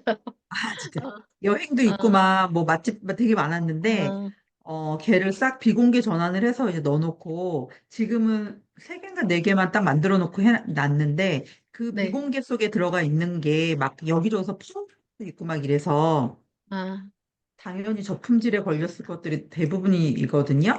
그래서 걔네들을 아. 삭제해버리는 게 나은 건지 그냥 비공개 전환해 놓은 상태로 냅두는 게 냅둬도 되는지. 사실은 비공개 할 때도 저한테 미리 얘기하셨으면은 그것도 천천히 하시라고 말씀드렸을 거예요. 그러니까 이제 비공개로 바꾸든 수정을 하든 모든 건 다 새로 고침에 해당되거든요, 블로그가. 근데 한 번 새로 고침되면 블로그가 흔들려요. 음, 그래서 이제 한 번은 타격이 와요. 근데 새 글을 계속 쓰면은 그 타격이 쪼끔 약하죠. 근데 지금 챌린지를 하시면서 비공개를 했으니까 그나마 다행인데 만약에 내가 활동 안 하다 그냥 다 싹 다 비공개로 바꿔버리고 갑자기 확 카테고리 정리 한 번 해 버리고 이러면 좀 타격이 커요. 그럴 수 있어요. 타격이 있을 수 있어요. 그래서 좀 리스크가 있는 부분이긴 하거든요. 근데 이미 하신 거니까 어쩔 수 없고 지금부터는 이제 뭔가 폴더 이동이나 비공개나 수정이나 이런 것들은 대량으로 하시지 않는 걸 전제로 항상 두셨으면 좋겠고 기존에 한 건 어쩔 수 없어요. 그리고 지금 현재 지수 체크를 한번 해 주셨으면 좋겠어요. 불덱스라고 들어가시면 현재 지수 체크를 할 수가 있거든요. 거기 가셔서 어쨌든 지금 기존에 활동 영역이 없었던 블로그는 아니니까 어 아주 낮지는 않는 게 정상이거든요. 근데 만약에 그 블로그가 저품질인 상태면은 어떻게 나오는지 알려드릴까요? 제 친구가 얼마 전에 저를 만나 가지고 자기 저품질이라서 하다가 블로그 접었대요. 그래서 "아 야 설마 저품질이겠어? 너 몰라서 그런 걸 수 있으니까 잠깐 줘 봐. 내가 봐 줄게." 이랬는데 열어봤더니 진짜 저품질이더라고요. 어, 제가 그래서 "너 왜 내가 있는데 나한테 안 배우고 왜 혼자서 엉망진창하고 저품질 됐냐?" 이러면서 이제 친구한테 "다음에 내 거 강의 듣고 해라." 이러면서 이제 얘기해 줬는데 실제로 제가 그 친구 링크가 있어서 잠깐 보여 드릴게요. 이 친구가 그쵸. 블로그가 진짜 저품질이더라고요. 그래서 깜짝 놀랐는데 진짜 저품질이면 블로그가 어떻게 뜨냐면 이렇게 떠요. 보여 드릴게요. 지금 화면 보이시죠? 불텍스 화면.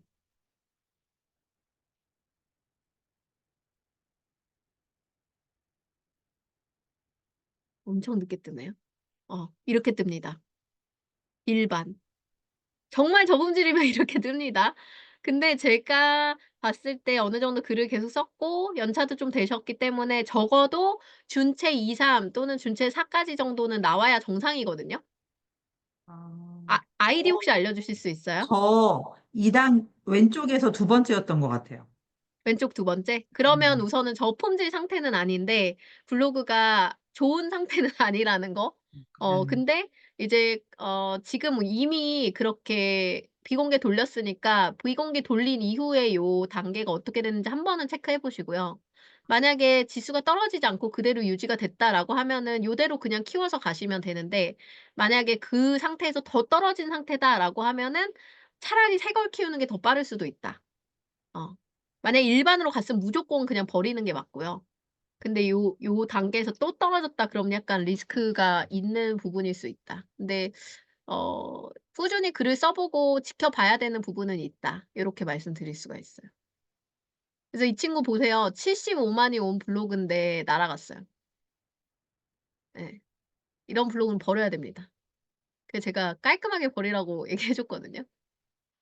이게 어쩔 수 없이 이런 게 있어요. 그래서 지수 체크를 중간중간 해 주는 건 중요해요, 여러분이. 그래서 내가 나락으로 가도 모르고 계속 포스팅할 수는 없잖아요. 그러니까 이제 항상 저는 글 쓰고 상위 노출된 거 체크하라고 습관적으로 말씀을 드리는 게, 글을 쓰는 것만 중요하지 않아요, 블로그는. 내가 아무리 글을 써도 안 되는 블로그로 열심히 써 봤자 의미가 없거든요.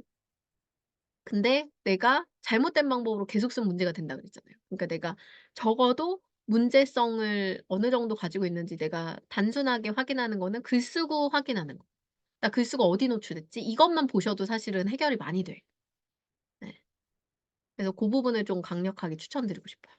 글 쓰고 네. 내가 노출이 되는지를 어떻게 확인해요? 내 검색해 글. 보는 거죠. 이거 진짜 중요한 얘기인데, 예를 들어서 저도 최근에 글을 안 썼는데 뭐 예를 들어서 음 제가 음 시니어 연기 수업 이런 거를 포스팅을 했어요. 그러면은 블로그 탭 가서 이제 떨어졌나? 시니어 배우인가? 여기 있긴 하네요. 시니어 아니 이걸 안 냈나 보다. 시니어 패션 수업 이렇게 했나? 예를 들어서 이런 식으로 제가 넣은 키워드 있죠. 그런 걸로 어디에 노출되는지 이렇게 확인하라는 얘기예요. 내가 요 안에 넣었던 키워드가 있잖아요. 이 키워드를 검색해서 노출이 되는가. 그래서 내가 어느 정도 수준으로 예를 들면 시니어 모델 뭐 패션쇼 해서 내가 어느 정도 1 등에 뜨냐 뭐 몇 등에 뜨냐 이런 거. 근데 내가 이렇게 검색했는데 여기 하나도 안 떠요. 문제가 있는 거예요. 이거를 매일 하셔야 돼요, 모든 글에. 근데 저는 매일 해요. 전 지금도 쓰면 항상 확인하거든요. 그래서 '나 몇 개나 노출됐지?' 이거 다다다다닥 검색해 보고 노출된 거 다 캡처해 가지고 이 업무 관련된 사람들한테 다 보내줘요. 그래서 요 하나 글로 "몇십 개 노출됐어요." 요렇게 다 캡처해서 짜자작 보내주거든요.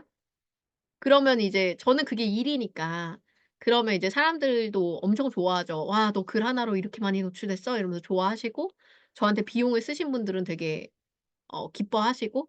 근데 이제 그걸 습관적으로 저는 하는 사람이고, 저 개인적으로도 내가 무슨 글을 썼는데 노출 안 되면 되게 자존심 상하거든요.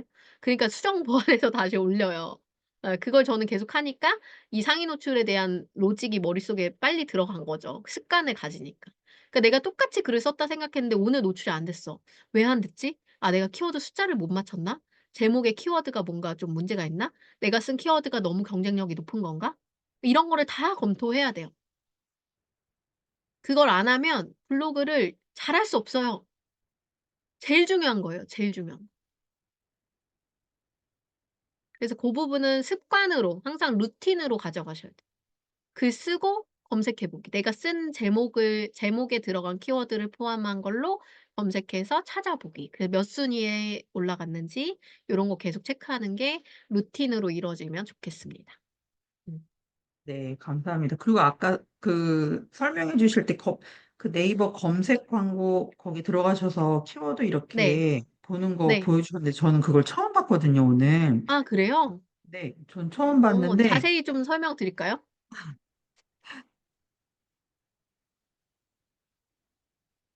네, 말씀하셔도 돼요.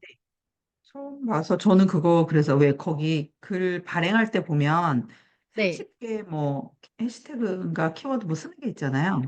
네. 그거 30개를 다 써야 돼요? 아니면 아니요. 다 쓸 필요 없죠. 아, 저는 저는 10 그거 개에서 네. 15개 정도 추천드려요. 근데 해시태그를 굳이 적게 쓸 필요도 없어요. 왜냐면 해시태그의 역할을 잘 아셔야 되는 게, 이제 우리가 사실 해시태그는 안 써도 노출되는 거 아시죠? 해시태그 안 써도 상위 노출은 돼요. 근데 왜 우리가 해시태그를 써야 해? 이게 되게 중요한 포인트거든요. 근데 그게 왜 중요하냐면 어 지금 모바일로만 보이고 옆 PC에서는 보이지가 않는데, 예를 들어서 내가 이 글을 보잖아요. 이 글을 보면은 이 밑에 요 밑에 이 블로그에 보면은 요 자리에 뭐가 뜨냐면 이 내용으로 쓴 다른 사람의 글이라는 게 떠요. 그러니까 이 해시태그가 같은 해시태그를 썼으면 그 해시태그와 관련된 글로 밑에 띄워 줘요. 그게 무슨 말이냐면 내가 상위 노출이 안 돼도 예를 들어 내가 시니어 배우라는 키워드를 가지고 썼어요. 상위 노출이 안 돼도 상위 노출된 사람 밑에 내 글이 뜬다는 뜻이에요. 이거 엄청 큰 거잖아요. 근데 그러면 어떤 관점으로 해시태그를 접근해야 되느냐. 내가 노출시킬 수 없는 엄청 높은 키워드를 해시태그로 쓰는 게 좋겠죠. 그러면 누군가는 상위 노출하고 그 밑에 날 띄울 수 있잖아요. 그리고 내가 제목에 쓴 키워드, 본문에 쓴 키워드 이런 중요 키워드는 당연히 넣는 게 좋겠고. 그래서 저는 완전 상업적인 키워드 한 5개 정도 넣고 내 제목에 있는 키워드 5개 정도 넣고 이렇게 얘기를 드려요. 그래서 뭐 기본적으로 10개 정도 괜찮고 15개까지도 괜찮은데 너무 많으면 사실 이 자리에 막 쭉 나열이 되는 거니까 너무 많으면 지저분해 보이고 되게 상업적으로 보여지는 부분이 있으니 인간적인 측면에서 거부감 드는 건 좀 배제하고 로보트가 생각했을 때 무리한 수를 두지 않고 이게 제가 하는 블로그 강의의 포커스란 말이에요. 근데 이게 20개로 넘어가 버리면 사람들이 볼 때 되게 보기 안 좋잖아요. 그러니까 아무리 많이 해도 15개 이상 안 하자. 가능하면 10개 정도 이내로 끝내면 좋겠다. 요 정도로 가이드를 드리는 게 가장 합리적이더라고요. 근데 해시태그는 본연의 역할이 있다라는 걸 반드시 아셨으면 좋겠어요. 모바일 버전에서 해시태그 상위 노출한 글 밑에 내 글이 뜰 수 있는 확률을 높여준다. 그리고 그 밑에 뜨는 글은 상위 노출과 상관없이 최신 순으로 뜨는 경우가 많아요. 그러니까 내 지수가 아무리 낮아도 상위 노출 시킨 사람 밑에 내 글이 뜰 확률이 높다는 거예요, 해시태그만 같으면. 예.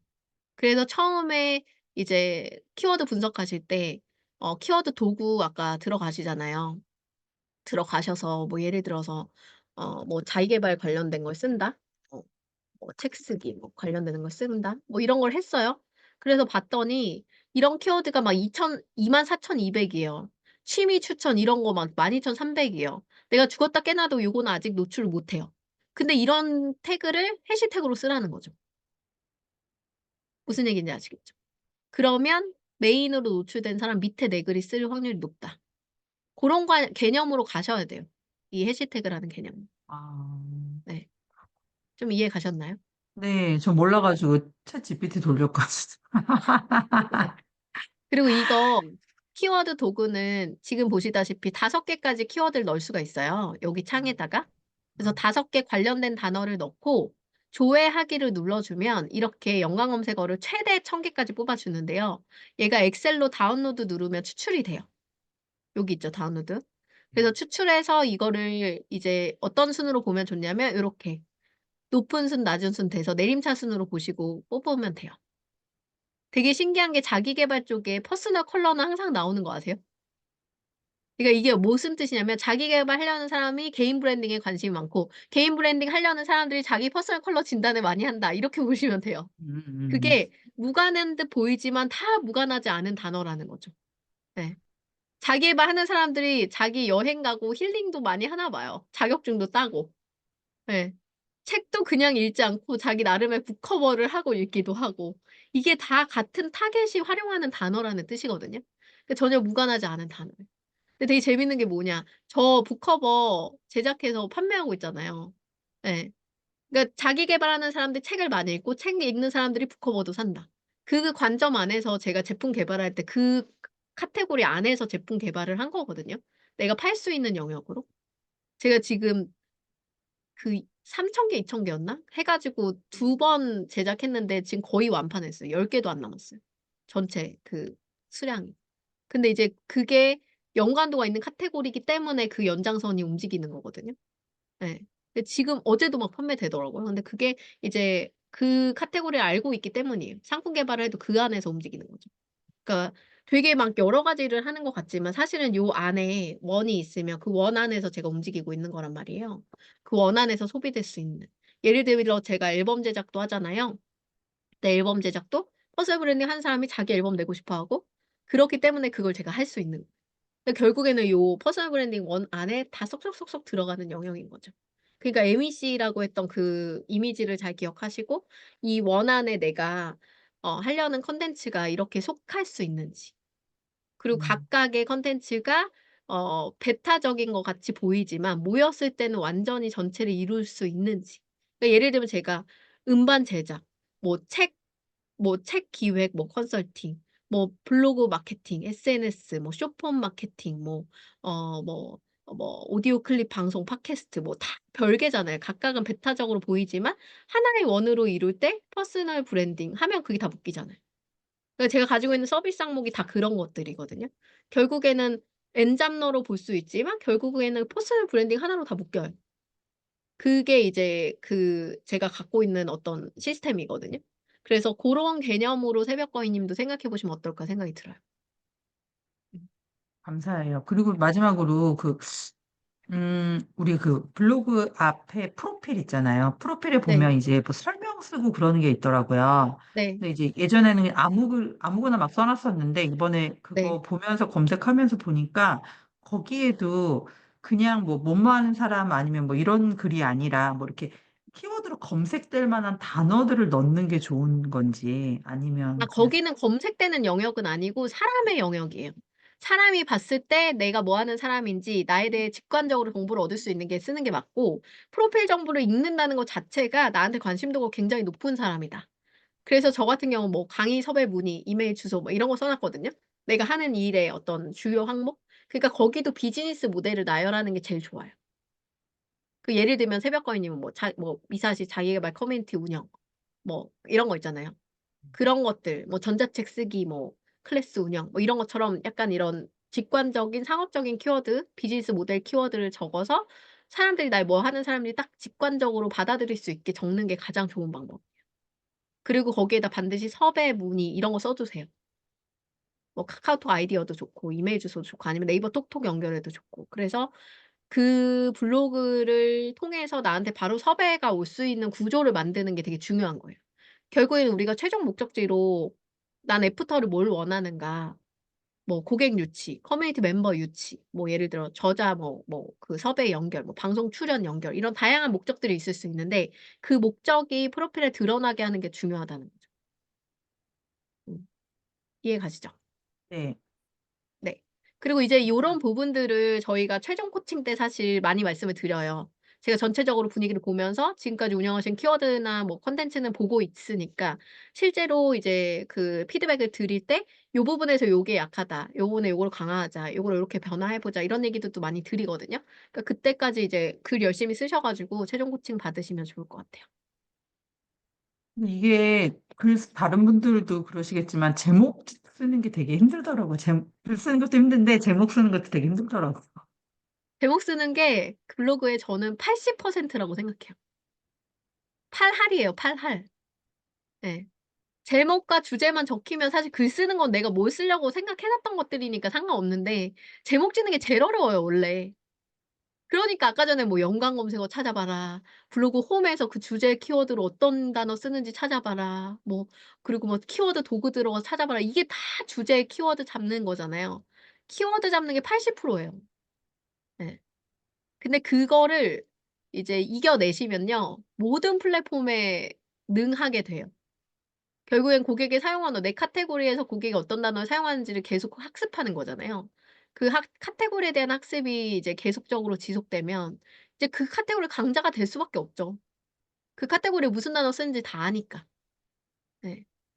그래서 그 학습은 저는 이제 절대 미룰 수 없는 일 그리고 이제 제일 중요한 일 중에 하나라고 보고 선생님 같은 경우 이제 블로그를 저랑 챌린지 되게 많이 오래 하시고 했거든요. 그러다 보니까 이제 선생님이 최근에 저한테 "키워드에 대한 부분 특화해서 강의를 해 줬으면 좋겠다." 이런 얘기를 했단 말이에요. 근데 그게 이제 블로그 단계가 진화되면 가장 끝까지 남는 그 미션인 키워드거든요. 그러니까 이제 선생님도 하다 보니까 키워드가 중요한 걸 당연히 알고 근데도 어려운 거죠.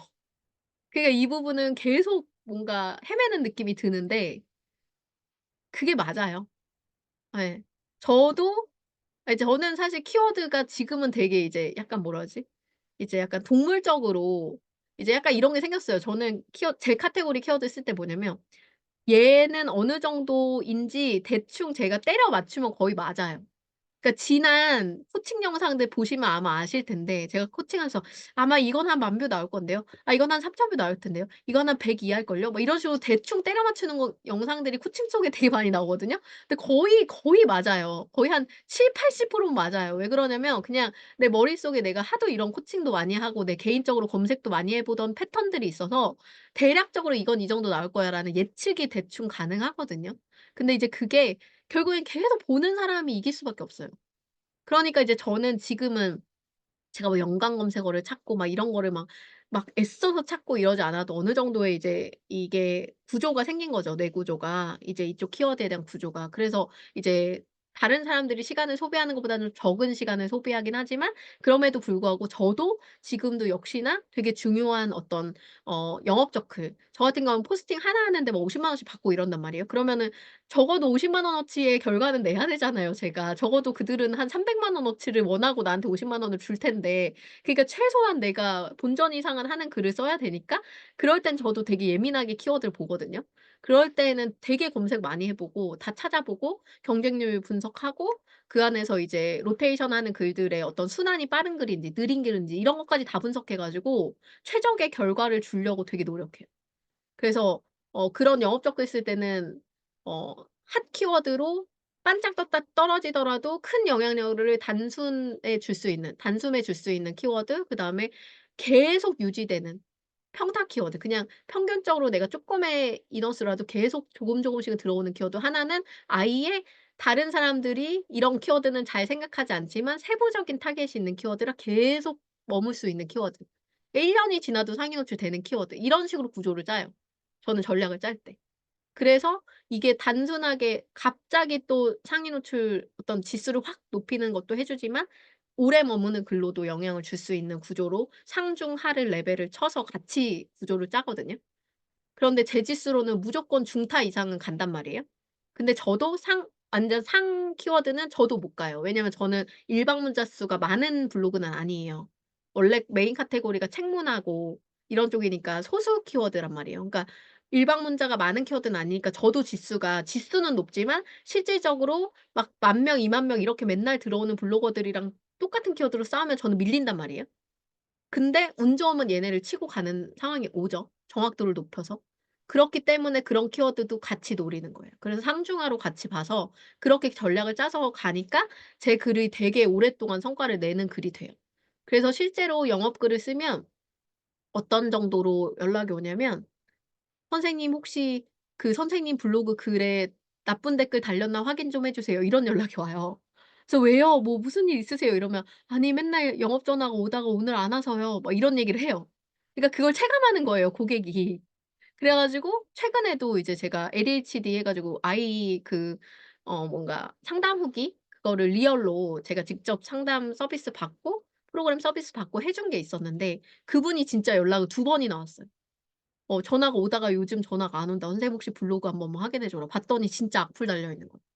예. 이상한 악플. 그리고 그거 삭제해 드리고. 그러니까 그거를 이제 사업자들이 더 잘 알 수 있을 정도로 그 영향력이 왔다리 갔다리 한다는 거거든요. 그래서 저는 그런 글을 쓰려고 하기 때문에 키워드 분석이나 이런 걸 정말 철저히 한다. 예. 그러니까 그거는 뭐 끝으로 갈수록 더 중요해져요. 네. 네 고렇게 공부를 계속 하셨으면 좋겠습니다. 이제 마지막으로 선씨 님 좀 넘어가 보고 그리고 추가 질문 지원 님 혹시 생각하신 거 있으면 더 하셔도 돼요. 선씨 님 먼저 얘기 들어볼게요. 아 네. 안녕하세요. 네 안녕하세요. 네. 4 개월 만에 다시 블로그 쓰기 전에 불덱스를 들어갔죠. 네. 그랬더니 저 그때 떨어졌나요? 고열이어서 아니 떨어지지는 않았는데 예. 고열로 제가 유지는 되셨죠? 네. 예. 글 2 개를 연이어서 40도 고열하고 39도 고열 썼을 때 그때 중복됐다고 그때 말씀해 주셨잖아요. 네. 그러니까 39도 고열로 썼던 글이 누락이더라고요. 아. 뒤에 근데 쓴 글이 누락인가요? 앞에 쓴 글이 누락인가요? 뒤에 쓴 글이요. 원래 뒤에 쓴 글이 누락되는 게 정상이에요. 그런데 조회수를 조회하는 걸 이제 검색해 보니까 39도 고열로 해서 또 검색이 해서 들어오더라고요. 왠지 아세요? 40도 고열은 흔치 않거든요. 39도 고열이 더 많거든요 일반적으로. 그거는 그냥 검색하는 모수가 많을 뿐이에요. 아 그래요? 그래서 예. 그거를 비공개로 해야 되나 어떻게 되나 해서 아직 못하고 있었거든요. 아, 누락. 누락 그거 쓴 지 얼마나, 그러니까 바로 검색해 본 거예요? 아니면 시간차 두고 했는데도 아, 누락이에요? 그 당시에는 검색이 됐었어요. 누락은 예. 아니었는데 이번에 이제 아. 4개월 만에 시작을 하니까 혹시 어떻게 됐나 하고 먼저 아, 다시 보니까 누락. 네. 그래서 그걸 어떻게 해야 될까 싶어서 아직 건드리진 않았거든요. 음. 사실 누락된 글은 제일 좋은 건 사실 비공개가 좋기는 한데, 이제 네. 새 지수가 떨어지지 않았고 새 글을 썼을 때 그 뒤에 글들이 이상이 없다라고 하면은 그냥 둬도 괜찮을 것 같아요. 그래서 왜냐면은 혹시 고열로 묶음 글 발행이 됐을 거거든요. 네. 한번 볼까요? 그 혹시 됐는지? 그 글 제목이 정확히 뭐였어요? 40도 고열 잠시만요.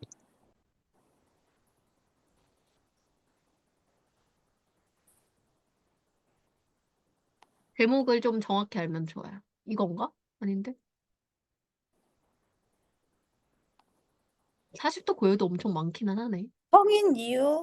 성인 이유 없는 원인 불명 40도 고열 지속 원인 알아보기. 음. 이거요. 아, 묶음물 발행도 안 됐네요. 네. 고열. 원인 불명 고열.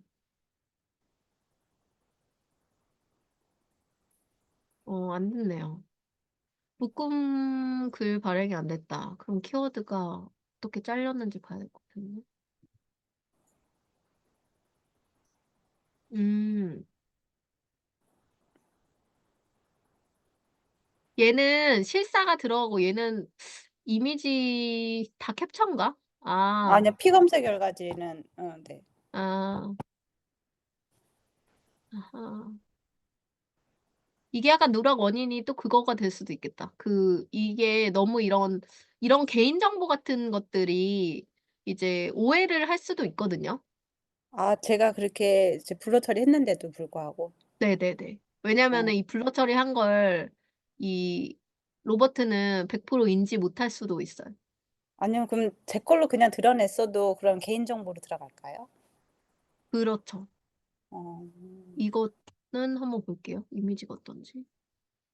얘는 없잖아. 거의 예. 예. 그 차이일 수도 있어요. 그러니까 아. 이거는 분석을 좀 더 해 봐야 되기 지만 제가 직관적으로 볼 때는 그 원인이 클 수 있다. 아. 키워드 반복 연속으로 갔을 때는 그래도 키워드 내부 키워드 요거 서브 키워드들은 쪼끔 바뀌어 있기 때문에 키워드적인 부분에서 아주 큰 문제가 없을 수도 있는데, 네. 이 내부 이 개인 데이터 때문에 누락을 시킨 원인이 될 수도 있다. 이게 음. 쪼끔 더 큰 것 같아요.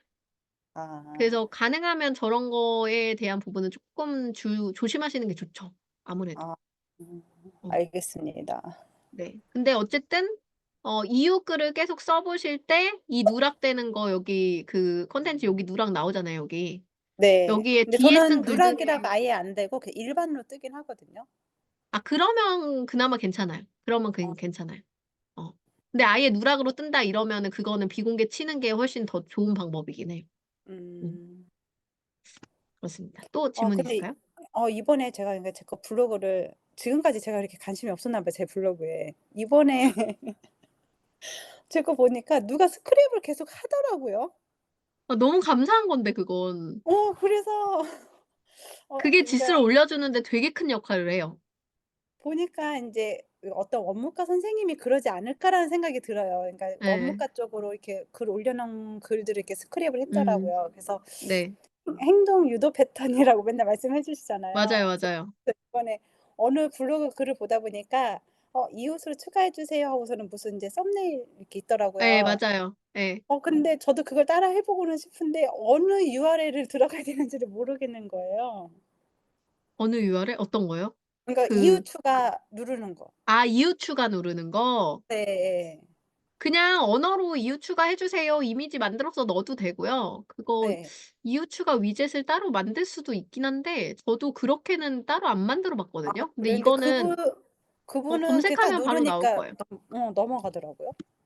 추가 위젯 만들기. 이렇게 하면은 블로거들이 엄청 많이 만들어 놔 가지고 요거 그냥 제가 보내 드릴게요, 링크.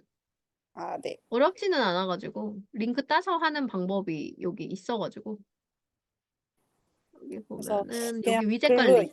이번 글 쓸 때는 이 글이 뭐 정보가 있으셨으면 뭐 공유 부탁드립니다. 이런 것도 한번 해보고 했거든요.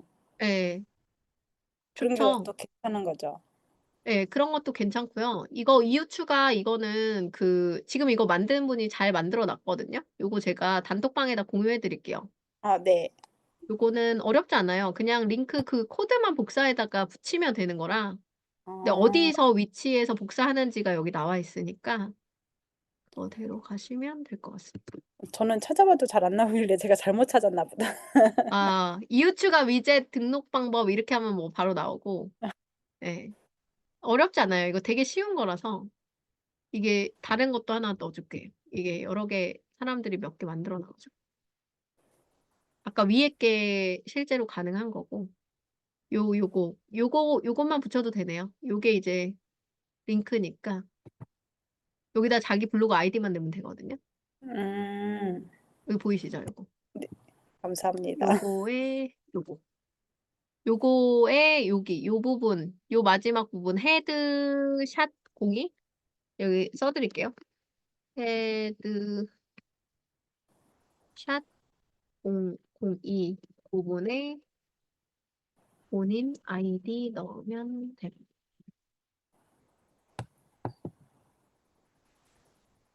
그러면 그 이후 추가라는 그 버튼이 생기는 거예요? 아니면? 저게 두 가지 방법을 알려드린 건데 제가 그냥 잠깐 보여드릴게요.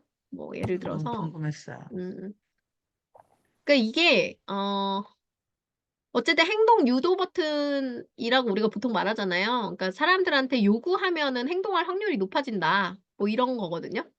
예를 들어서 블로그가 관리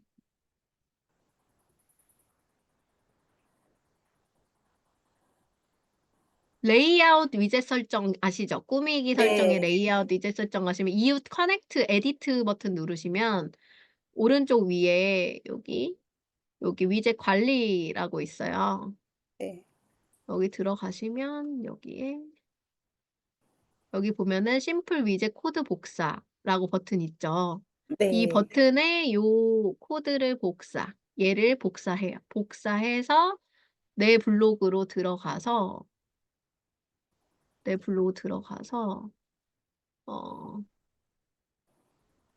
여기에 잠시만요. 저거를 붙여넣기 하면 되는데 저게 위젯 코드 복사는 아마 위젯에 치는 거를 얘기한 것 같은데 제가 링크 한번 열어볼게요. 아까 링크. 저 코드까지 복사하는 건 맞고요. 그 다음에 여기까지는 제가 지금 알려드린 방법이고 안 붙여넣는 게 보여요. 안 보여요? 잠시만요. 네, 여기 있다. 지금 여기까지는 되셨죠? 코드 네. 복사까지 하고 요거 복사된 거를 위젯 직접 등록해서 이거는 레이아웃 위젯 설정에 붙이는 거였구나. 이거고 아니다. 이거는 그냥 이렇게 할 이유가 전혀 없는 버튼이고요. 다르게 설명드릴게요. 두 번째 방법이 맞는 것 같아요. 두 번째 방법이 아까 여기 코드 있죠. 이 마지막 요 코드.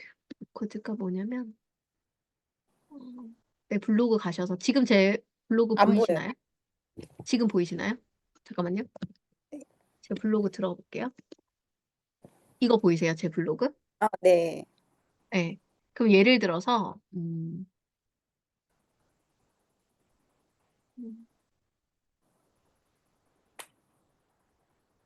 글쓰기 해서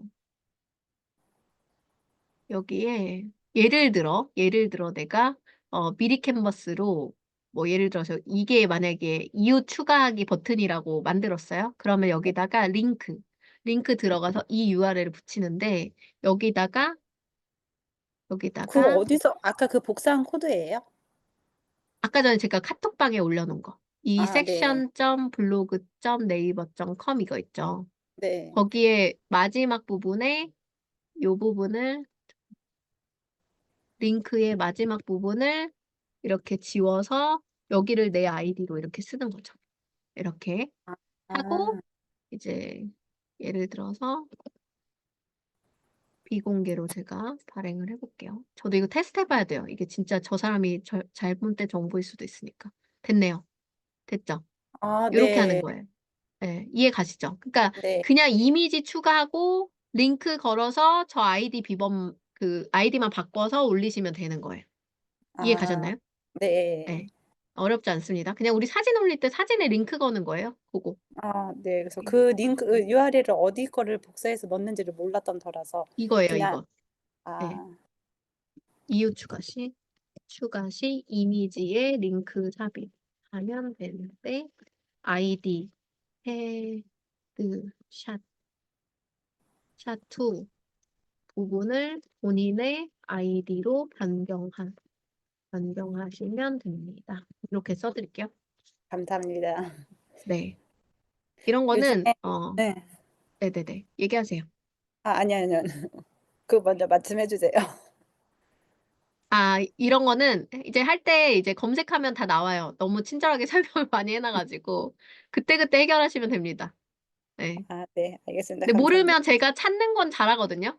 그리고 그러니까 제가 제가 잘못 머릿속에 어느 검색을 정도 했었나 가이드가 봐요. 있으니까. 예. 그러니까 이제 모르는 거 있으면 얘기해 주시면 저도 같이 찾아서 바로바로 알려드릴 수 있으니까 고런 거 언제든지 단톡에 그냥 문의하셔도 돼요. 그럼 제가 저도 모르는 부분은 바로바로 찾아서 대체를 해 드릴 수 있어요. 네, 어렵지 알겠습니다. 않으니까. 예. 요즘에 글 쓰는 패턴이 조금 바뀌었어요. 이제 어떻게 예전에는 뭐 바뀌셨어요? 2-3시간 정도 걸렸잖아요, 글 쓰는 게. 예. 요즘에 글 쓰는데 한 3시간이면 쓰는데 이제는 어. 이제 키워드가 인제 몇 번 반복되는지 검색을 하다 보니까 어. 그래서 유사글로 인제 제 유사어로 바꿔야 되잖아요. 그쵸. 그게 한 2-3시간 걸리네요. 그 속도도 점점 빨라질 거예요. 왜냐면 이 아, 카테고리의 언어를 계속 이해하려고 노력하고 있기 때문에 누적이 될수록 빨라져요. 어쩔 수 없이 그렇게 그럴까요? 돼요. 예. 근데 키워드에 이번에 제가 말씀드렸잖아요. 80% 라고. 네. 지금 내가 글 쓴 시간 1 시간이면 키워드에 그 이상의 시간을 투자하는 것도 필요할 수 있어요, 지금 현재는. 어 아무리 그래도 아직도 선생님도 초보에서 이제 쪼끔 넘어가는 단계 정도지 중급 그쵸. 정도의 초보죠. 수준은 아니기 때문에 초급의 끝선이라고 보거든요, 제가 볼 때. 그냥 제 그래요. 아직도 개인적인 초급인데. 주관으로. 예. 그래도 초보의 어느 정도는 넘었어요. 초보 수준의 중급 이상은 넘었어, 초보에서의. 그러니까 어. 이제 중급으로 가기 직전에 어떤 뭐 1, 2, 3 으로 초보를 나눈다면 3 단계에 있는 것 같아요, 지금 현재. 그 정도 수준인데 키워드의 고민이 커졌다는 거는 그만큼 블로그에 대한 이해가 높아졌다는 뜻이거든요. 음. 그래서 고거에 대한 고민은 시간 투자를 많이 하는 걸 추천드려요. 그래서 이번에 그 글 쓴 것 중에 그 입국 심사 그 건강보험 앱으로 할 수 있는 인제 글을 네. 썼어요. 네. 근데 입국 심사 그러니까 입국 심사 인제 입국 신고 이게 유사어가 없는 거예요, 유의어가. 그래서 예. 처음에는 귀국 신고를 썼었거든요. 근데 그거는 네. 또 재외 국민이 신고하는 게 다른 언어더라고요. 네. 그래서 그걸 글을 바꾸는데 너무 힘든 거예요, 이게 유사어가 없으니까 또. 어. 그래서 근데 입국 없을 때는 그냥 네. 그 글을 굳이 또 반복해서 쓰는 이유는 무엇인가 스스로 생각해 보셔도 좋아요. 이제 너무 똑같은 글을. 많아지니까 예. 그래서 입국 절차 그 막 그쵸. 그냥 그렇게 입국 바꾸긴 했거든요. 간소화. 네. 막 입국 간소화 절차 입국 간소화 입국하는 방법 약간 이렇게 약간 풀어서 쓰셔도 돼요. 그래서 다양하게 쪼끔 똑같은 주제를 가지고 쓸 거면은 내가 계속 언어 싸움이잖아요. 그래서 네. '사람들이 어떻게 검색할까.'라는 측면에서 내가 새로운 언어를 또 만들어가는 것도 하나의 또 미션이기도 해요. 그래서 카테고리 언어를 확장해 나가는 건 사실 나의 어떤 언어 어휘력의 싸움이기도 하거든요. 근데 그거를 우선은 검색 기반으로 가되 이제 내가 그 시장에 더 이상 쓸 뭔가 단어가 없다 그러면 오래전에 썼던 건 다시 반복해도 되고요. 그리고 음. 내가 아무도 안 쓰는 걸 먼저 창조해도 돼요. 그래서 그 카테고리의 언어를 새롭게 먼저 이제 대체어를 만들어 나가는 것도 하나의 확장이 되거든요. 음. 그래서 다양하게 좀 써 보셨으면 좋겠어요. 네, 음. 알겠습니다. 네. 좋습니다. 고맙습니다. 네. 그리고 우리 지원 님 혹시 얘기 들으시면서 추가 질문하실 게 있었을까요? 저는 그전에도 들었었고 지금 말씀 중에도 잠깐 나왔던 것 같은데요. 옆에서 남편이 너무 시끄럽게 조용히 좀 해 주세요. 지금 택을 늦게 해 가지고. 근데 그 수정하는 횟수가 많을수록 지수에 영향을 좀 안 좋게 미친다라고 하는 부분이 네. 지금도 그게 굉장히 영향이 큰지 왜냐면 이제 글을 쓰다가 읽어보면 좀 다시 수정하고 하는 부분들이 저는 많은 사람이라 이거를 네. 그럼 아예 써놓고 최종본으로 올려야 되는지는 한 번 더 여쭤보고 싶었었어요. 그게 제일 좋아요. 최종본을 올리시는 게 제일 좋아요. 그래서 아까 음, 말씀드렸듯이 임시 저장을 활용하라. 그러니까 임시 저장이 이제 이렇게 글을 쓰잖아요. 그러면은 예를 들어서 이렇게 글을 쓰면 음 뭐 예를 들어서 이렇게 글을 썼다. 그러면 이렇게 써 놓고 나서 임시 저장으로 이렇게 저장할 수 있어요, 이렇게 임시 저장으로. 그래서 임시 저장 상태로 글 검수를 하고 최종적일 때 발행하면 돼요. 요거를 계속 습관화시키세요. 그래서 다시 아, 열어보는 것도 꼼꼼하신 분들은요, 하루 뒤에 오픈해 보시는 것도 추천드려요. 그러니까 음, 당일날 발행하지 마시고 오늘 쓴 글이 내일 보면 또다시 보이고 이럴 수 있거든요. 원래 원고 쓸 때도 초고 쓰고 나서 하루 이틀 뒤에 또는 일 주일 뒤에 다시 열어보고 초고 수정을 하고 그러는 경우도 많아요. 저는 그러거든요. 왜냐면 초고는 최대한 빠르게 써요. 그리고 음. 나서 시간차를 두고 글을 보면 내 글이 다시 객관적으로 보일 때가 있어요. 그때 수정 상황이 보이면 또 다시 수정하고. 근데 저희는 어쨌든 챌린지 기간이니까 그 시간이 너무 더뎌질 수는 없지만 그럼에도 불구하고 만약에 꼼꼼한 성격이고 자꾸 수정을 해야 된다라고 한다면 시간차를 두고 수정하시는 걸 추천을 드리죠. 그리고 한 아침 가지 더 저녁. 예, 네. 여쭤볼 게 아예 네. 이제 제가 과거의 거면 저는 이제 그때 제가 지금 블로그를 보면 이제 시작한 음. 사람이라는 걸 아예 알잖아요. 그러면 네. 아주 과거에 뭐 한 정말 10년 전에 내가 이걸 어떻게 해서 시작됐는지부터 좀 동기부여를 해가지고 올리고 싶다면 타이틀에 그때의 날짜를 아예 딱 박아놓고 가는 거는 어떨까요, 대표님? 그거는 좋지 않은 방법인 것 같아요. 그냥 굳이 아예 검색을 올드한 안 하게 글이다라는 될까요? 거를 왜냐면 최신에 검색하는 사람들을 중심으로 쓰는 게 맞아요. 근데 최신에 음, 검색하는 사람들이 사람의 관점에서는 과거 글이어도 그게 지금 쓴 건지 옛날 쓴 건지 모르게 써도 포트폴리오스러운 역할을 하기 때문에 굳이 옛날 날짜를 표기할 필요는 없을 것 같아요. 근데 만약에 내가 이렇게 연차가 오래된 사람으로서의 어떤 영향력을 보여주고 싶다라고 한다면 그런 관점에서의 내가 옛날에 강의했던 날짜 표기를 할 수는 있겠죠. 어. 근데 그게 모든 글에 그렇게 되는 건 좋은 방법은 아닌 것 같아요. 내용 그러니까 중에 항상 들어가는 그냥 거. 예 그럼요. 가능하죠 그거는. 예. 아니면 최신에 했던 강의와 연관도 높은 강의인데 "예전에 이런 강의를 했었다." 이런 거를 엮어도 되고요. 뭔가 이렇게 약간 음. 연관도를 줄 수는 있겠죠. 저 같은 경우에는 지금 이제 대형 그 시민원탁 토론이 주요 업이었다가 코로나 때문에 이게 중단이 됐었잖아요. 네. 근데 지금 이제 선거가 끝나고 이제 하면 이게 이제 다시 활성화가 될 텐데 그걸 했었다라는 거를 남겨야 되다 보니까 네. 거의 19년도 뭐 이때 큰 규모들이 많거든요. 그러니까 네. 그게 되게 고민스러운 거예요. 이게 저한테 플러스로 작용할지 마이너스로 작용할지. 그거는 이제 그 시장을 너무 지금 본인이 가장 잘 알 수밖에 없기 때문에 그 답을 제가 드릴 수는 없을 것 같고 다만 '내가 이런 걸 할 수 있는 사람이다.'라는 걸 증명하는 건 내 커리어에 도움이 되는 구조니까 과거의 게시글을 올리는 거는 좋은 방법인 것 같아요. 알겠습니다. 하지만 일단은 두 현재 점부터. 그거를 메인 비즈니스 모델로 잡는 거는 말 그대로 시장이 형성이 되어야지만 이게 매출로 이어지는 부분이니까 그 부분은 개인적 고려를 하셔야죠. 알겠습니다. 네. 답변이 좀 되셨을까요? 네. 최근에 올린 것 중에 하나가 지금 글덱스에 검색해 보니까 네. 저품질에 일반이라고 걸려 있는 거예요. 그 시간을 한번 며칠나 올리셨어요?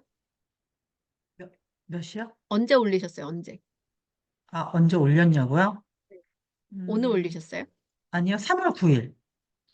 3월 어제 9일. 3월 하루 9일. 이틀은 그 지수가 쪼끔 다르게 보일 때도 있어요. 그래서 음, 쪼끔 시간차 두고 한 내일 정도 다시 한번 보시고 "문제성이 있는 것 같다."라고 하시면은 비공개 처리하는 것도 나쁜 방법은 아니에요. 만약에 그 글만 문제가 있다라고 보인다면. 그걸 하나만. 예. 사진을 근데 한 장도 안 우선은 넣는 것도 이틀 문제가 있나요? 정도만 네. 두셨다가 한 3일 정도 차 지수 체크하시고 처리하시면 좋을 것 같아요. 왜냐면 알겠습니다. 이게 뭐 36 시간이래나? 뭐 어느 정도 지속 시간이 필요한 경우가 있더라고요. 그래서 저도 하면 최신 글 쓴 거는 누락으로 뜨거나 뭐 일반으로 뜨거나 이런 식으로 했다가 다시 변경되고 이런 경우를 몇 번 봤었거든요. 그래서 봤더니 그게 누가 36 시간 지속 시간 36 시간인가 48 시간인가 제가 정확하지 않은데 그 숫자가 있어서 며칠 좀 연차를 그러니까 시간차를 두고 한 번 더 검색해 보시는 게 좋을 것 같아요. 예. 우선 당장 삭제하시지 마시고. 네. 그리고 마지막으로 아까 그 검색 광고 하는 거 있었잖아요. 네. 네이버 검색 광고 하니까 로그인 네. 하는 게 파란색하고 초록색하고 두 개 뜨면서 이게 맞아요? 파란색, 초록색? 네, 네이버 검색 잠시만요. 광고라고 했었거든요. 근데 이게 아닌 거. 어떻게 뜨냐면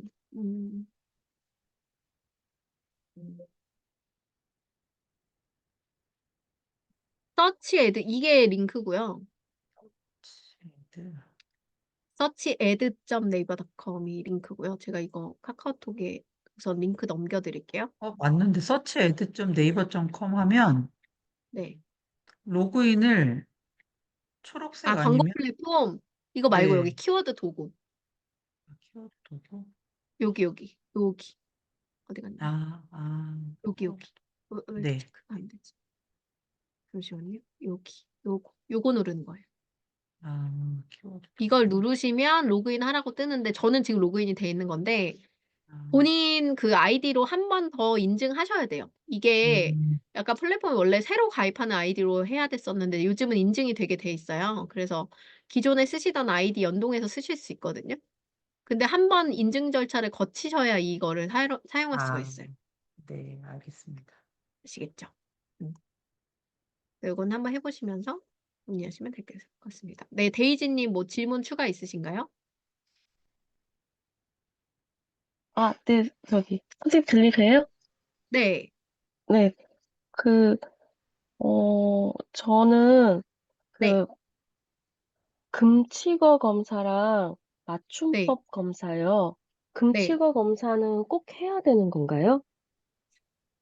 금치거 검사는 뭐 꼭이라는 건 없어요. 근데 어 네, 금치거에 유의될 만한 단어를 안 쓰실 것 같거든요.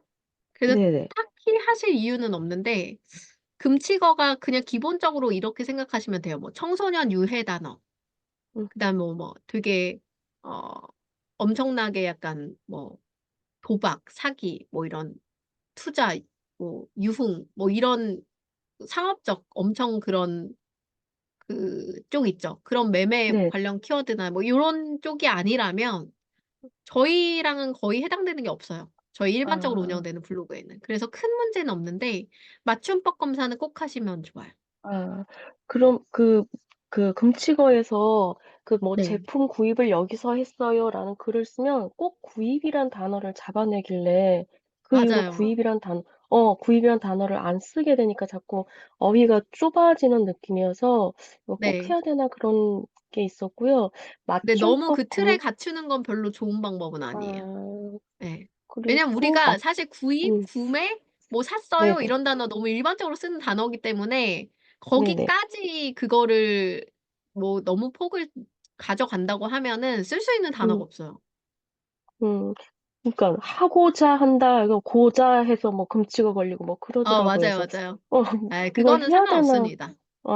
왜냐면 아, 그게 문맥에 맞게 그 꼭 필요한 음, 단어들이 들어가기 때문에 아, 크게 문제없이 저희가 어떤 문맥상 문제없이 들어가는 거다라고 하면 문제가 크지 않습니다. 그리고 맞춤법 검사요. 네. 저는 그 블로그 글 쓸 때 상단에 보면 맞춤법 검사라고 뜨잖아요. 네. 그러면 그것만 하면 되나요? 네. 그것만 우선 기본적으로 하시면 돼요. 그러니까 아니면 선생님이 기본은 다 따로 잡아 알고, 주거든요. 아, 그러니까 예를 들면 여기 보면 맞춤법 요거 있잖아요, 요거. 네네, 네, 요것만 하시면 돼요. 그 외에 아, 뭐 대단하게 뭐 다른 걸 해도 큰 음, 뭐 문제되는 부분들은 맞춤법 검사에서 웬만한 거 다 걸러지거든요. 그래서 네네, 기본적으로 금치거는 아까 말씀드렸듯이 우리가 아주 벗어나는 카테고리에서 활동하는 사람이 전혀 없기 때문에 네, 아까 말씀드린 고런 부분들은 이제 로보트가 잡아내는 부분이라 어떤 문맥적인 이해가 음, 부족해서 발생하는 것도 있고 구매, 구입 뭐 이런 약간 상업적인 단어를 금치어로 볼 수도 있지만 그 단어는 음, 일반적인 블로거들이 모두가 쓰는 단어이기 때문에 이제 아, 경쟁을 했을 때 누구나 쓰는 단어라서 그거에서 내가 그것 때문에 경쟁에 밀리거나 이럴 확률은 되게 현저히 낮아요. 음, 네. 그리고 근데 한 가지만 더, 가능하면 네. 쪼끔 더 순화시킬 수 있는 단어가 있다면 그걸 쓰는 게 좋긴 하죠. 근데 뭐 네네. '큰 문제가 되진 않는다.' 요렇게 얘기 음. 드릴 수. 한 가지만 더 여쭤볼게요. 저기 네. 사진을 올릴 때요. 네. 저는 그 사진 찍은 거를 편집을 해서 카톡으로 해서 다시 카톡에서 그 PC로 옮겨서 올리고 있거든요. 근데 안 좋아요. 예, 그러니까 예. 예전에 선생님이 그렇게 말씀하셨던 것 같은데 그러면 네. 어떻게 해야 되는지 방법을 몰라서요. 음. 카톡으로 올리시는 이유가 모바일에 있는 걸 편집한 걸 올리는 것 때문에 그런 거예요? 네네. 모바일로 편집한 거를 블로그에다 먼저 사진 업로드를 해서 임시 저장을 하신 다음에 PC에서 불러오게 하시면 돼요. 다시 한번 모바일로 편집을 네. 했잖아요. 그러면 네네. 모바일로 포스트 쓰기를 하신 다음에 블로그 네네. 사진을 업로드하고 임시 저장을 눌러요. 예. 임시 아, 저장을 사진만? 누르면 내 네네. 블로그에서 이렇게 임시 저장 글 불러올 수 있잖아요. 네네. 그렇게 해서 사진이 올라간 채로 블로그 포스팅을 진행하는 거죠. 이해 음. 가시죠? 아, 네네네. 그렇게 하시면은 따로 카카오톡 쓰실 이유가 없죠. 음. 알겠습니다. 네. 그 방법을 감사합니다. 쓰시면 될 것 같습니다. 네. 네. 감사합니다. 네. 저희 시간이 굉장히 많이 흘렀습니다, 여러분. 어쩌다 보니 벌써 11시 7 분이 되어 버렸는데 여러분들 질문을 다 답변 드리고 싶어 가지고 제가 시간 오바를 좀 했는데요. 그래도 좀 도움 되시는 시간이었죠, 여러분? 네. 그래서 질문방은 어쨌든 지금같이 진행되는 방식이에요. 그래서 블로그를 하나하나 열어서 보는 거는 좀 어렵지만 이제 그 모두가 코칭의 기회를 좀 드리는 게 좋을 것 같아서 저희가 코칭 그 챌린지에 약간 포스팅을 다 못하셨더라도 질문방을 통해서 어느 정도는 해소하실 수 있어서 만족도를 좀 올리기 위해서 이제 중간 질문방을 이제 개편하면서 집어넣었어요. 그래서 요렇게 열흘 동안 했던 어떤 고민들 쪼금 덜어 드렸고 이제 앞으로 포스팅을 완료를 하셔야 22일 최종 코칭을 받으실 수 있습니다. 그래서 미션 21 일까지 글 다 쓰시고 이제 글 횟수 맞추신 분들만 코칭 받으실 수 있는 거 다시 한번 생각해 주시고 남은 챌린지 열심히 참여하셨으면 좋겠습니다. 그래서 마지막으로 저희 항상 루틴처럼 하는 단체 사진 하나 찍고 그러고서 마무리하도록 하겠습니다. 혹시 카메라 켜실 수 있는 분들은 잠깐 켜 주시고요. 하나 둘 셋 하면 찍겠습니다. 데이지 님 혹시 카메라 못 켜시는 거죠? 저번에 고장 났다고 하셨던 것 같아요. 네 찍도록 하겠습니다. 하나 둘 셋. 다 예쁘게 잘 나오셨어요. 좋습니다. 이거 사진을 찍어서 보내 드리도록 할게요. 그러면은 22일 날 코칭에서 모두 다 함께 만나길 바라면서 이만 마무리하도록 하겠습니다. 안녕히 주무세요. 수고하셨습니다. 수고하셨습니다. 감사합니다. 수고하셨습니다.